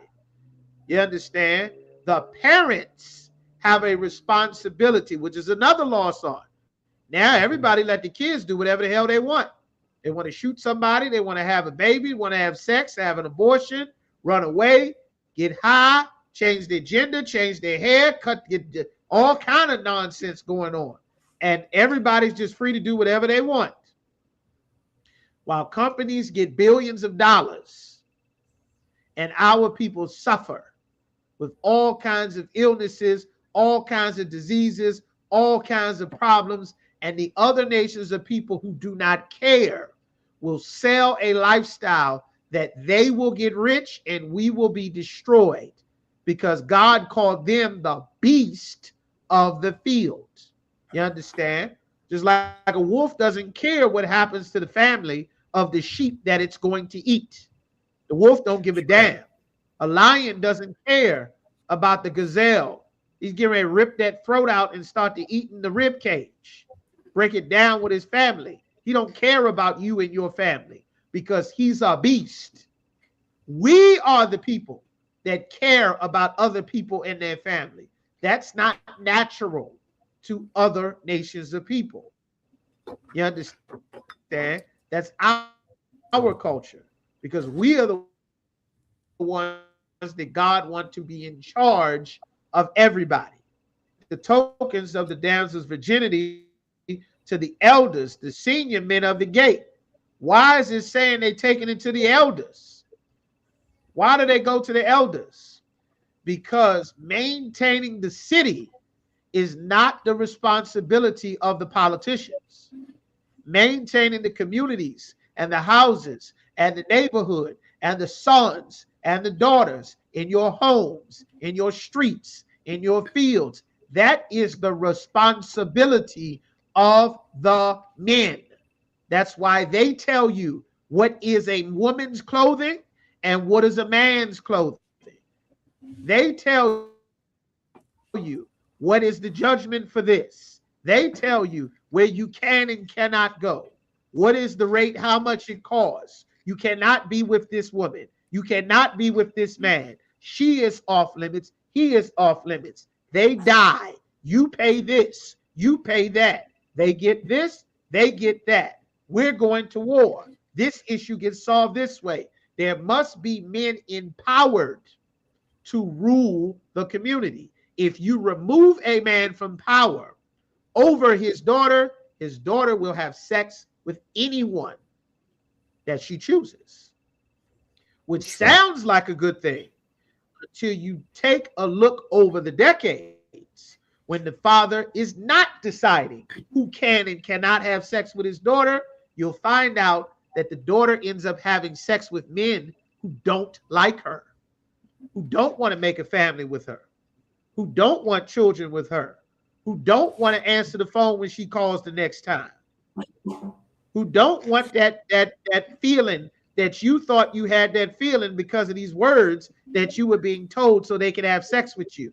And then afterwards, the number changed. Your Instagram is blocked. Your Facebook is blocked. The buddy, all his buddies laughing at you now. Everybody know all the things you did. This is the wisdom that the Lord gave us.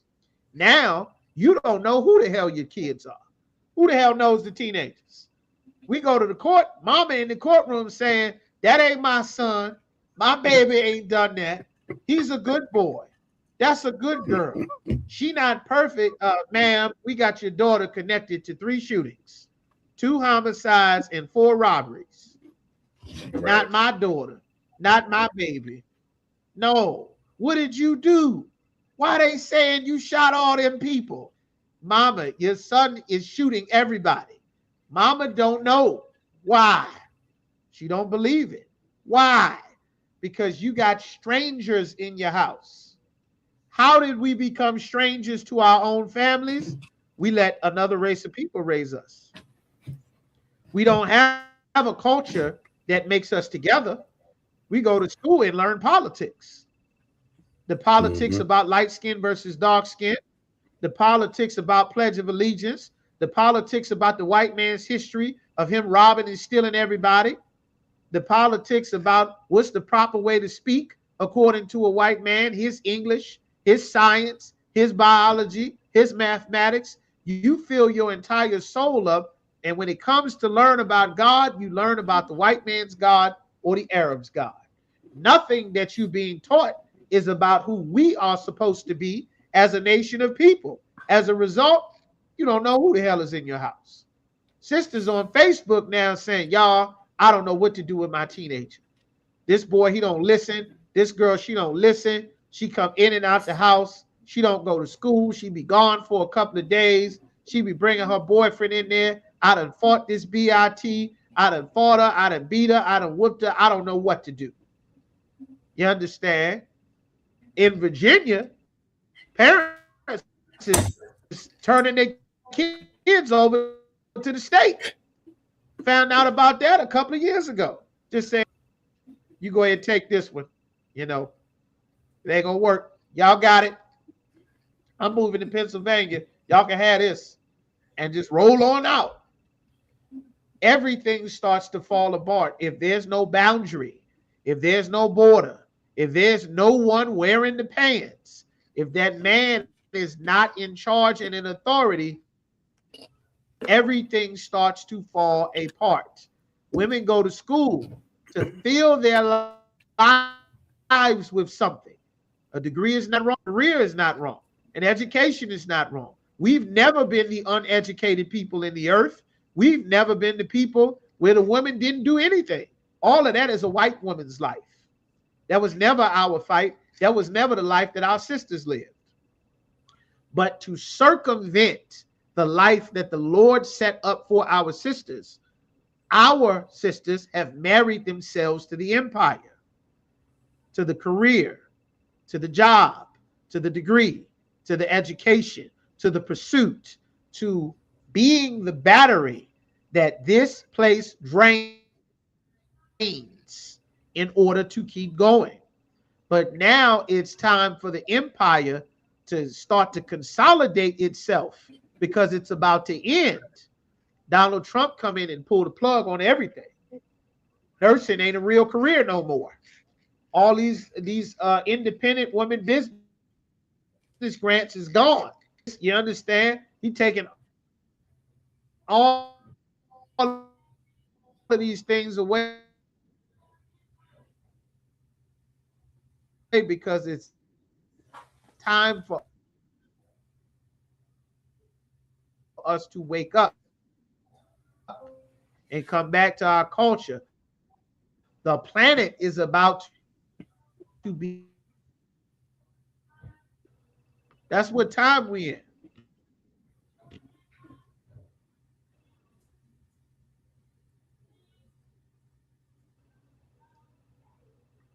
Damn, I ain't froze, did I? Shall I get, sir?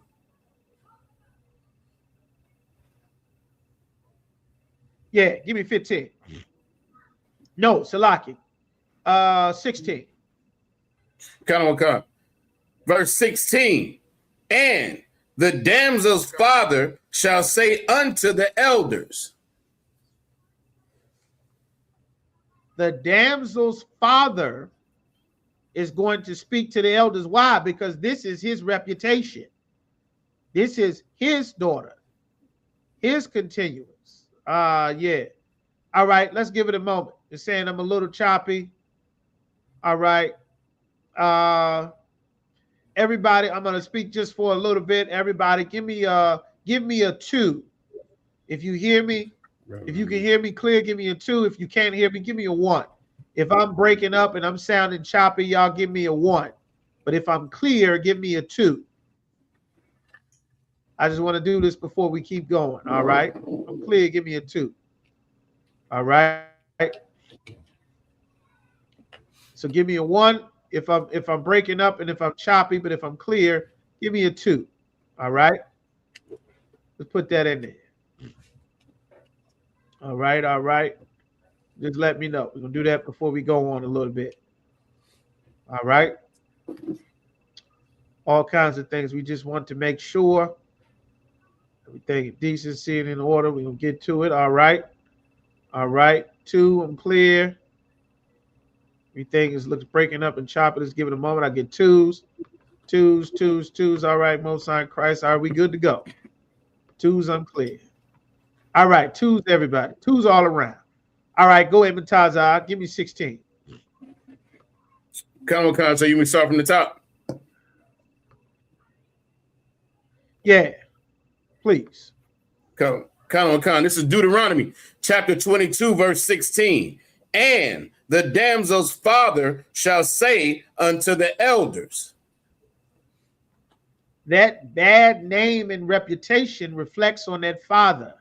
A woman must be made to know that her actions reflect on someone besides herself. It reflects on someone besides yourself. It's not just you and yourself and your body. A woman, a daughter, you are a possession to your father. That's why the father gives his daughter a possession under his care, his watch, his correction, his tutelage, to raise her up and to make sure the environment of the city, of the council, all of these things is what a group of men make sure. That's why this father is answering for his daughter, because he raised this daughter in his house, and how his daughter is talked about and the things his daughter does is a reflection of him and his reputation.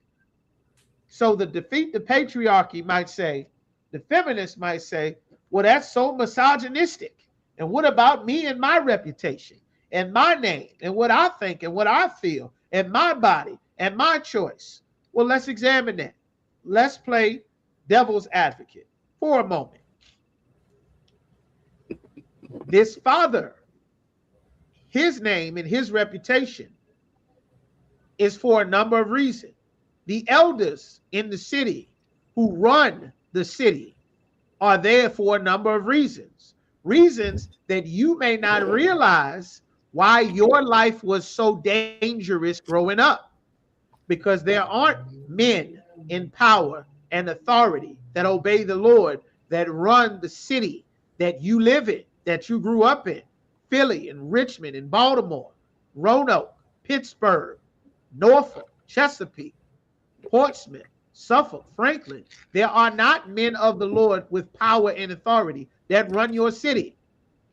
Those men of power and authority run the city so that nobody can come and take anybody's daughter out of the city. Nobody is free to come and go, period, in the city. That's why it said, where does he bring them? Where do they bring the tokens of the virginity? Where do they bring them at? At the end of verse 15. I want you to make sure that you're paying close attention to all of the words that's in the scripture, brothers and sisters. Where do these tokens of the damsel's virginity go? Read that last part after from tokens of the damsel's virginity. Where do they go? Unto the elders of the city in the gate. Verse 15. The elders of the city, where? In the gate. In the gate. Do you know why there's a gate around your city? Because when there is no gate around your city, there are no strong men that run your city to make sure brothers don't come from another city or from another house and have sex with you and get you pregnant and then leave you and you struggle to raise the kids by yourself. There are men in that city that will make sure that men from other city know you don't come have sex with nobody and leave from here. You don't kidnap anybody in our city. You don't bring drugs in our city. You don't come and tell our sons to join your gang in our city, because our city will leave this city and go to war against your city. That's a gate. That's how you never become homeless. That's how you never become starving. That's how you never end up doing dates to try to get food. That's how you don't end up on the internet trying to get a go from crowdsourcing to get food. Y'all are about to get out of a gate has a level of protection and safety. And strong men of the Lord don't rule the city. There is no gate. There is no protection. There's no boundaries. Any and everything goes. You don't know what can happen. Everything can happen. Every experience you can have. You understand? Once you remove that, the way that the Lord set up, you're not on your own. You don't end up on your own. You can't, because there's a city that you come from where people there are responsible to remove the protection and the order that the Lord set up. So now it's every man for himself. But that's not the way that the Lord set life up. All right. So now, give me 16. The damsels. So you want me to start? You want me to start back from the top? Father shall say unto the elders, Khan, I gave my daughter unto this man to wife.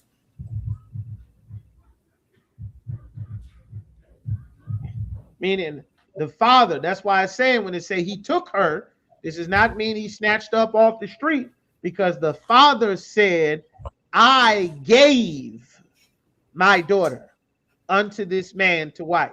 This ain't a stranger. She didn't meet him at the All-Star weekend. She didn't meet him at Labor Day weekend. They didn't exchange numbers and then skip school to go back to the crib while I was at work. I gave this man my daughter to wife, to marry. I gave her away. Why? Because she was my possession. You understand? Keep going. And he hateth her. And now he hate her. He say he hate her. Why does he hate her? What is hate? Keep going. Verse 17. And lo,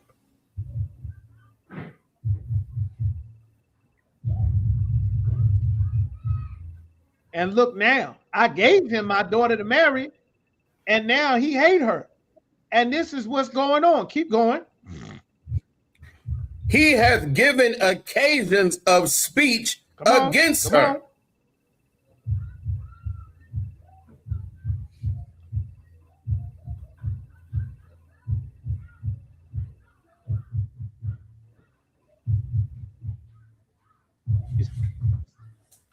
Sound went out. Sir.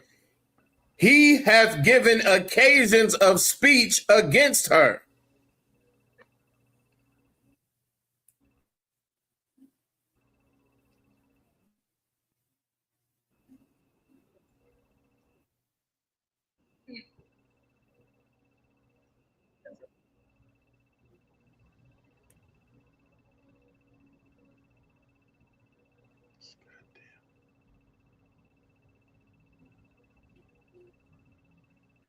Salakia, sir, did you hear me?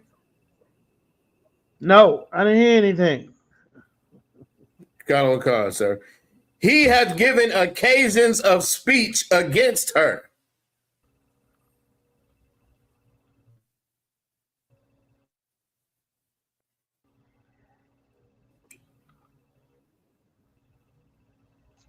Nothing. Salakia, maybe I'm reading too loud. Can you hear me now? I don't want.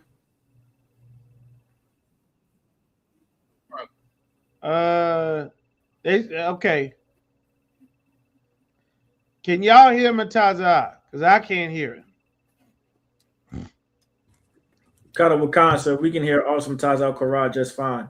And the chat is also saying I got that one they can. person said I can't hear.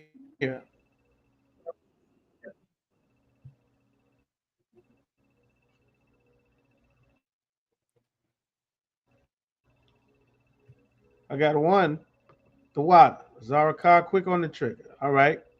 Okay, they can hear him, but I can't hear you. All right. All right. Says he found the daughter not a maid, meaning she's already been with another man. That's what he's saying. But now they bring in the tokens of the virginity and spread the cloth. They see the bloody bed sheet, and now the elders of the city can make this determination because they run in the city. And his father is stating his case. This man talking evil against my daughter like it's something wrong with my daughter. Like I don't know how to raise a daughter. You understand?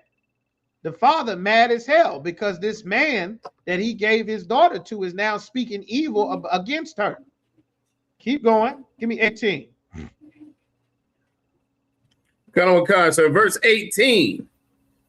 And the elders of the city shall take that man and chastise him. They're going to take that man and check the hell out of that man. They're going to chastise him. They're going to take him and chastise him. You understand? He's going to be punished for that. Keep going. Verse 19. And they shall immerse him in 100 shekels of silver.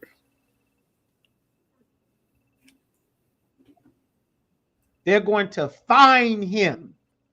He's going to be fined 100 shekels of silver. Keep going. And give them unto the father of the damsel. Give him unto who? The father of the damsel. Now, they given to the father of the damsel. Who is not getting the money of that fine? See if y'all pick that up. Who's not getting that money?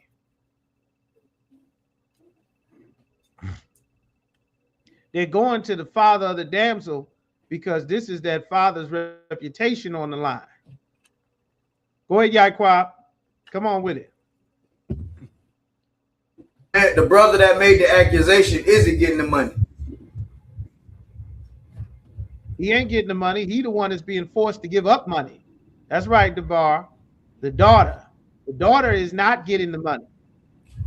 The wife. Well, hold up, sis. Ain't no ex-wife. The daughter, yes, that wife. Ain't no ex-wife.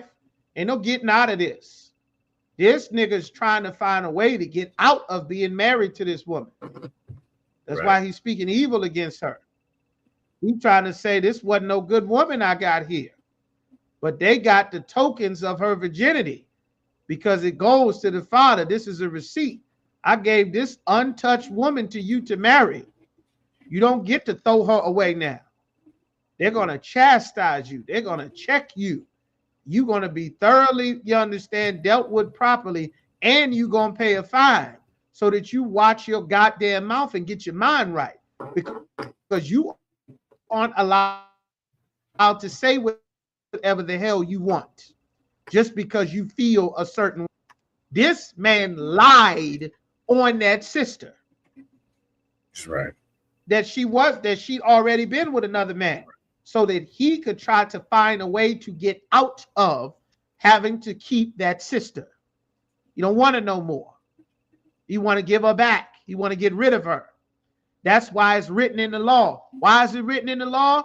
Because if it isn't a bunch of fathers in charge of the neighborhood, then every nigga in the zip code is going to come and have sex with your daughter. And then they're going to leave.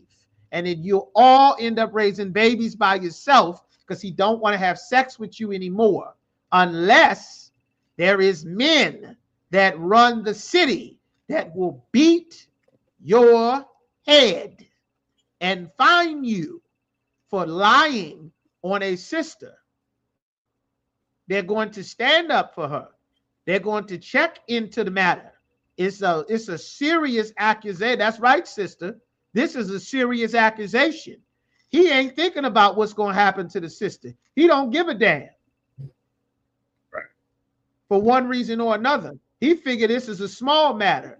And sex is not a small matter to the Lord. It is permanent. You understand? Keep reading.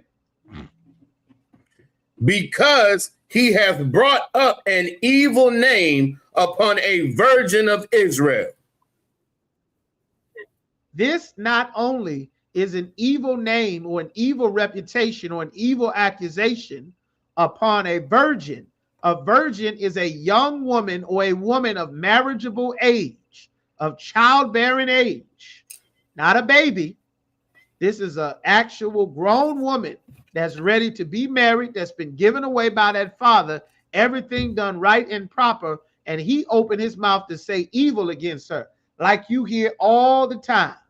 All your rappers, all of everybody, you hear them all the time. Man, I don't like this beat. I don't mess with her no more. Nah, she old news. We don't deal with her no more. You understand? I pass it to the bros. Send it to the homies. She bad and boozy. Started your dog, put her in an Uber, send her home. Send her back to her man. You can be with your man. I ain't trying to stop you. You mad because I hit your baby mama. You understand? I hate my baby. No. You had sex with her. This is permanent. The Lord is not going to let anybody out of this. Because none of the virgins or the daughters of Israel just give it up for no reason. None of the daughters of Israel go and marry a man after they've already had sex with another man. That's not community tale. That's not busted open sexy red. That's not do it for the gram. This ain't sliding down the pole. This ain't it's some hoes in this house. My wop, wop, wop. No, these is princesses. You don't just run through them and throw them back and send them back home. Brother. That's an evil thing that you did. And you need to understand how evil and horrible, not just what you did to the sister, what you did to the that says, oh, they got hoes over there. That's right. What they say? Where the hoes at? Oh, the hoes, they over there. West Guy, what's the name? Over there? They all over there. That's where the hoes at. Right there. Yep, that's where we headed. That's where I'm headed. That's what we match. We hit over there to Westgate. We hold them down the terrace. We headed over there off MLK. You know they be over there. Before you know it, your neighborhood is the whole neighborhood. You live in the neighborhood where all the hoes is at. where you can have sex with a woman and throw her away, get her pregnant and leave her with the baby, pass her around to the homeboys. It's a joke. You just pass her around and throw her around. Nah, that's a serious crime and a horrible accusation, and it's not true. And you not only you will destroy the nation, you'll destroy the sisters, you'll destroy her.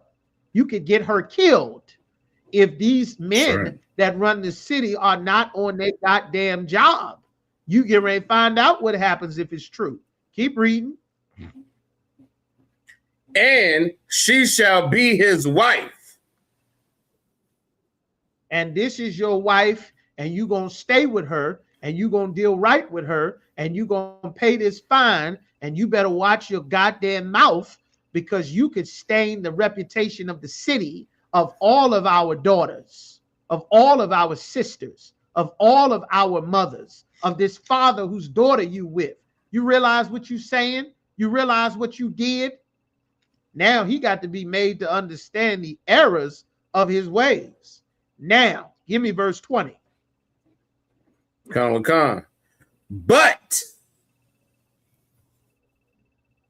But on the contrast, if he's saying something, and it is true that the father didn't know that his daughter was hoeing, that she already had sex with another man or another boy or somebody else, and this father is thinking, I'm giving away my daughter to right and upstanding to this man that is going to be the only man that she has been with.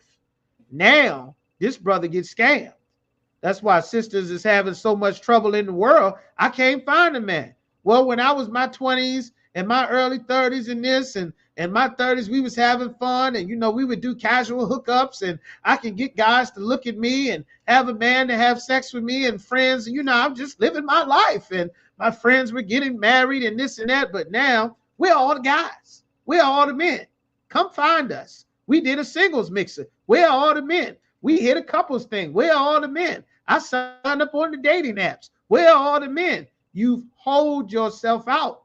The evil reputation that the daughters of Israel will now have, because you've been busting it open since you was 13 in middle school, and everybody know, and everybody been with you.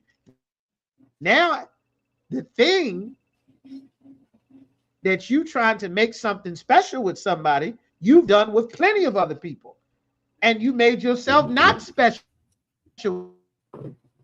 anymore. But you still want the benefits of being special and be born again and learn how to live life all the way over. You done destabilize the entire society with your freedom because an enemy told you something sweet. Your body, your choice. You understand? That's right. Free everything. Slut walk. Shout out your abortion. Free the nipple. Topless Tuesday. Before you know it, your reputation throughout the earth is the whore. I give him $50,000. She gonna do something strange for a piece of change. I fly her out. How did Diddy know he gonna fly you out and get you to Turks and Caicos and pass you around to all the homeboys to let them have sex with you? How does he know that? Because that's the culture of another nation of people. To have sex with a woman and throw her away, to turn her into a whore, put her into a brothel, use her, throw her away, send her back home to her daddy, to her mama, to the streets. That's not our culture. And now to the world, that's black culture. That's right. You understand? But had we obeyed the Lord, they would say, this is the wisdom. You can't go over there. Nah, you're going to have to deal with that father. What? What are you doing over there? Don't you know my father is here? My father going to see you. Who is that? The hell is on here? What's going on? Who is that? What are you doing around here? I got daughters. I got nieces. Why are you here? What are you doing riding around this van? You working on something? You fixing roofs? Why your van ain't got no windows? Who hired you to work in this neighborhood? What are you doing? You understand? That's why the tokens of the virginity go to the men that run the neighborhood. So you don't end up in the back of a van. They scrutinizing. They being a detective. They being a lord over something. They are the gates that protect to make sure that things are safe. This is a reputation we have to repair as a people by turning back to obey the Most High. You understand? There's a consequence to that. That consequence is a heavy consequence. It destabilizes the entire society. The Lord said the land would fall to whoredom. That would become the norm. You understand? Got grannies out here in the streets, still dressing like a teenager. Hot pants, getting on the damn airport, walking around with your tail showing, walking around with your box showing. You understand? It's not supposed to be that way. We're supposed to be the princess, the daughters of Zion. But this is the culture of the other races of people. You understand? So keep going. Give me 20. We're going to end it real quick. Give me 20. So you can start back at the top of 20? Yeah, hit 20 one more time. Come on. But if this thing be true, if it's true that he said, I went to go have sex with her, this woman already been with another man. I got to keep going. And the tokens of virginity be not found for the damsel.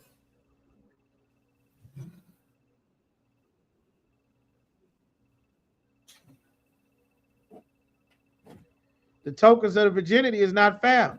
The bloody bed sheets is not found. They're not found. When she bled for the first time, you understand? They ain't found. You understand? But now, ain't no receipt. The father can't defend it now. Keep going. Verse 21. Then they shall bring out the damsel to the door of her father's house. Then we going to get that daughter. Ain't no freedom of speech and expression. Ain't no my body, my choice.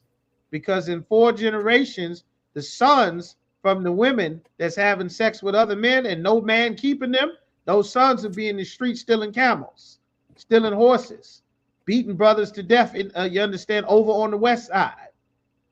You understand? The city will be getting shot up because there won't be no more order, won't be the Lord's protection, won't be no more watchmen. Little girls will be going missing all over the city, all over every city, all up and down the coast. Don't nobody know where the hell anybody is. Why? Because the land will have fallen. Keep going. They're going to go get that daughter. Keep going. And the men of her city shall stone her with stones that she die.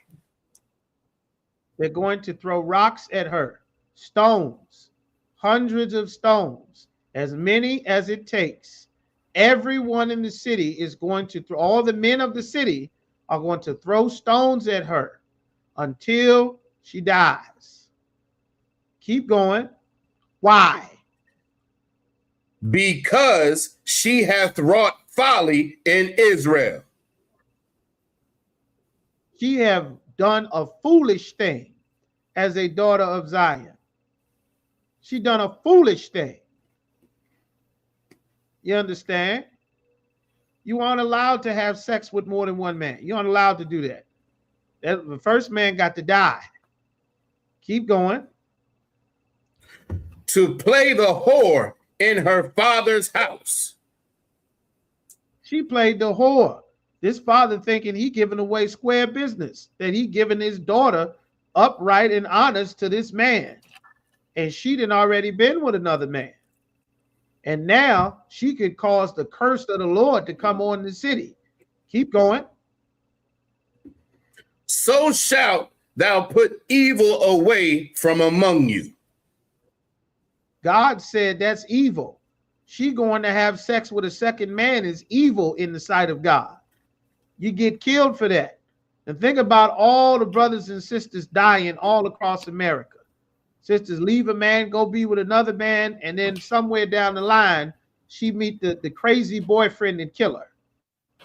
Shoot her and the baby several times.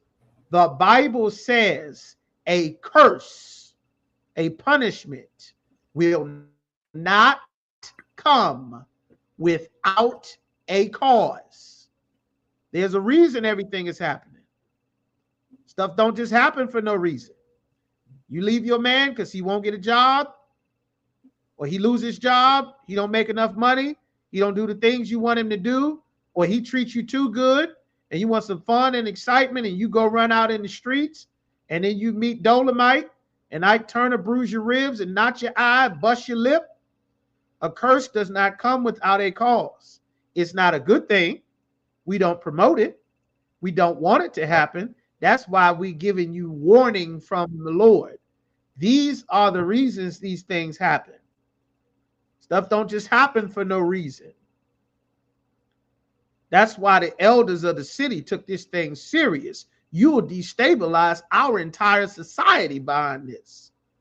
The curse of the Lord will come through.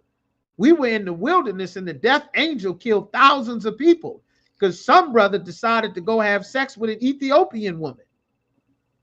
You understand? You're not allowed to do that. God don't give you the freedom to do that. You aren't allowed to be Tia Mowry and leave your husband after 20 years so you can go run in the streets. You aren't allowed to do that. That is a dishonorable thing that brings shame upon your whole race. You understand? But if you don't know your nationality, it's acceptable if you're a Christian. Nobody's perfect. Right. We all fall short. Before you know it, nothing matters. Well, if you want to dress like a boy, it's okay. God know your heart. You always gonna be my daughter. But if you want to be my son, you know that's cool. Before you know it, the whole damn land will fall to wickedness. Everything will be confusion. You have to start looking at baby pictures to find out what the hell is what. You understand? The Lord didn't want it that way. The Lord gave us rules to make sure it doesn't end that way. And there's something very important in this scripture. The Lord is not magically going to make stuff be in order. God gave Adam instructions and authority, and Adam had to take authority. Things didn't just fall in line because the Lord said Adam was in charge.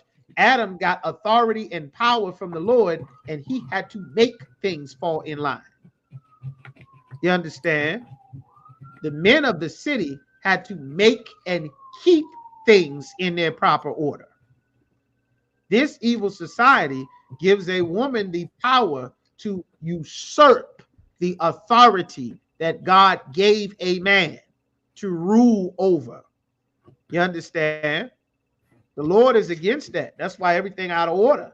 And we putting things back in their proper order in the Isupk. So go ahead and finish this. Colonel Wakar, so that was the end of that verse. When we go to 22, sir? Yep, give me 23. 23? Sex is serious business. Yep, keep going.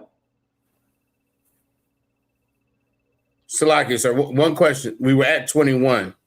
I just want to make sure you want me to go to 23 as opposed to 22. No, give me 22. I want you to keep reading. Colonel Wakar. Verse 22. If a man be found lying with a married, Salaki, with a woman married to an husband. This daughter living in that father's house and already had sex with a different man. She's married. Even if they had one time and a sneaky link and whatever, and she decide we're going to both go our separate ways, you don't get to go your separate ways. You don't get to find out if there's something else better for you. You don't get to find out if God got something better for you and God got a blessing for me with my name. No, no, no. What you took is what you got. That's it. That's all you get. If he don't die, you are stuck with him. You understand? You don't have the freedom to get all these chances and all of this here. And you don't get that.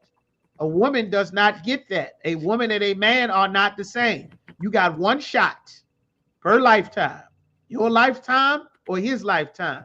That's why the father is supposed to examine the man so that he can see the flaws and the characteristics of a man. You don't know this man get mad, gonna punch you in your mouth. All you see is he tell you how beautiful you are. And I like your hair. And I like your curve. You don't see how his temper is that short. You don't see how he's fighting to not snap and hit you because he ain't got to have sex with you yet. The father can see it. A man can see it. All you thinking about is how you feel. You understand? Nah, he ain't no good. He got a big problem. I don't see it, Daddy. I don't know what you ain't got to worry about it. He got problems. You stay away from it. As a matter of fact, next time I'll talk to him. You understand? But if you, my body, my choice. Don't no man tell me what to do. Who you think this 2025? My body and this and that. Oh, you stuck back in the day.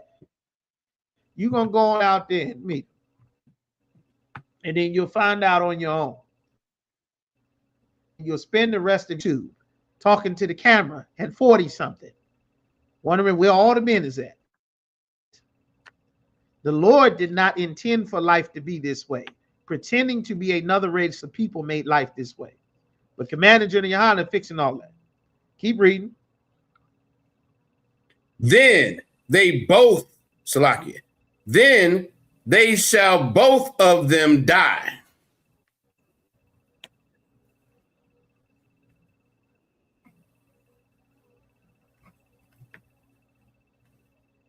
You glitching and twitching. I don't know what you said, brother. Come on, so I read it again. I see your head moving. They shall. There you go. Okay, come. Then they shall both of them die. Yes, you have sex with somebody else's woman, and you are supposed to die. The Lord is going to. They say, why did the police kill him at a traffic stop? He had his hands up. But you having sex with somebody else's woman, you could get gunned down at a traffic stop. You understand?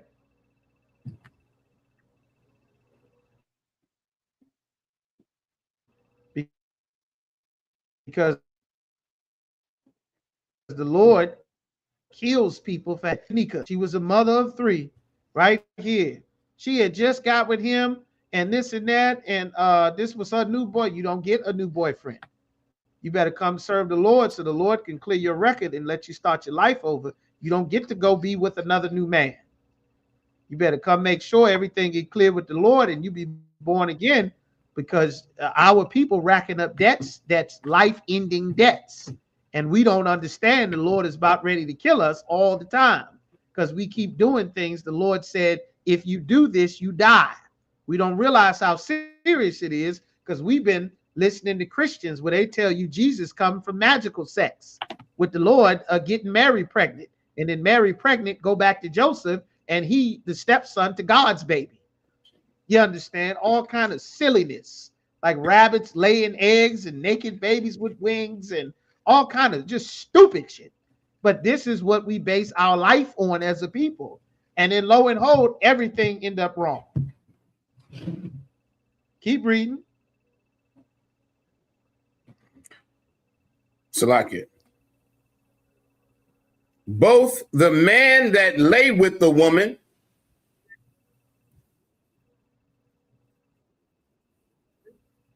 and the woman, not just the man. The woman dies and the man dies. You're not free to go and have sex with somebody else. It makes the Lord furious. The Lord spread a curse and a disease will spread throughout the entire community.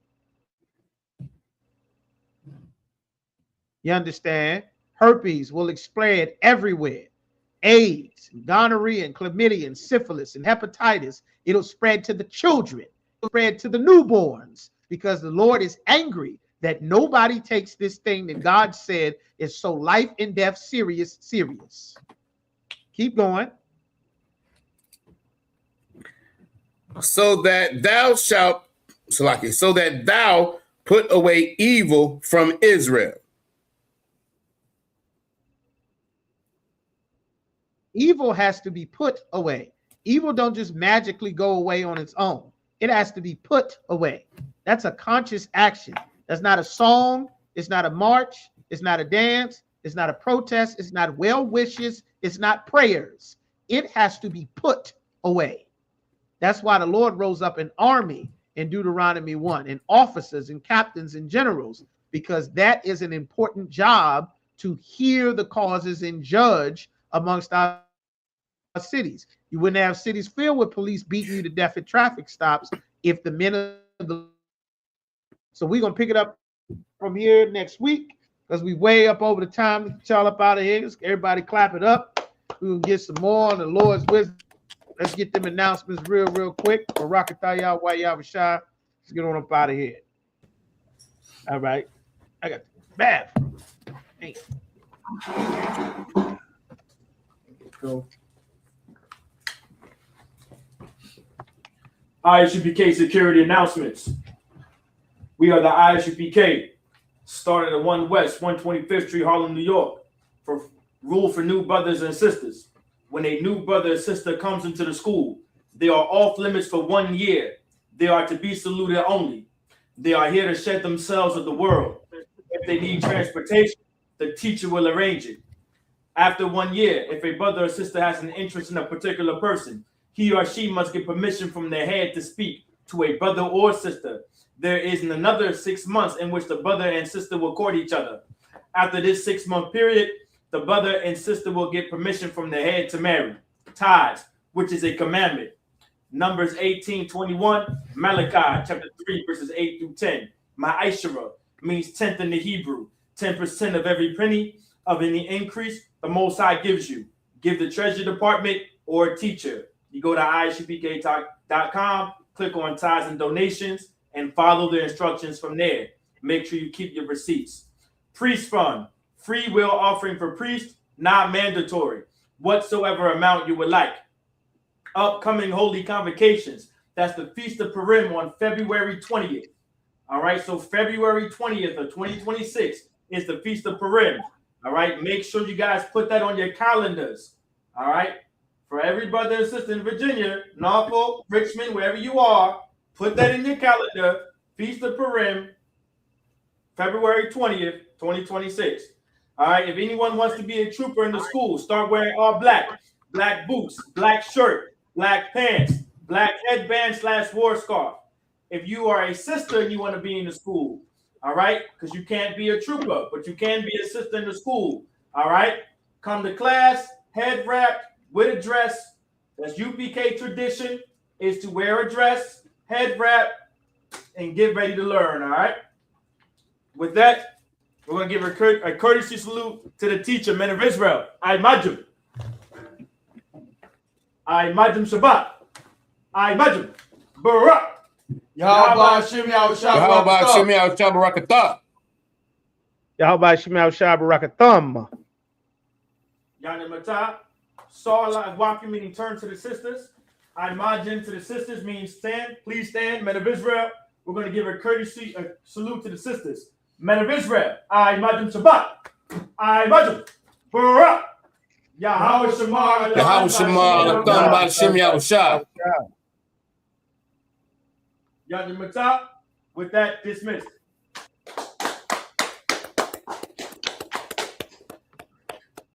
It's that time of year.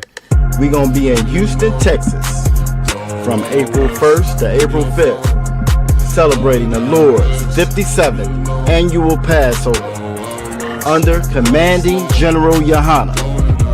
Jam-packed, full of events, line dancing, fishing, horseback riding, rides for the kids, bounce houses, and the annual lamb slaughter held at the BH Ranch. And it ain't no party like the all-black party, the annual all-black party. 14149 Player Street in Houston, Texas. You know it's gonna be lit. All leading up to Saturday, April 4th, the Lord's 57th annual Passover. You still got time. Go to isupk.com to pay your Passover fee. 18 and over, $200. You do not want to miss the Lord's 57th annual Passover. Houston, Texas. Shalom.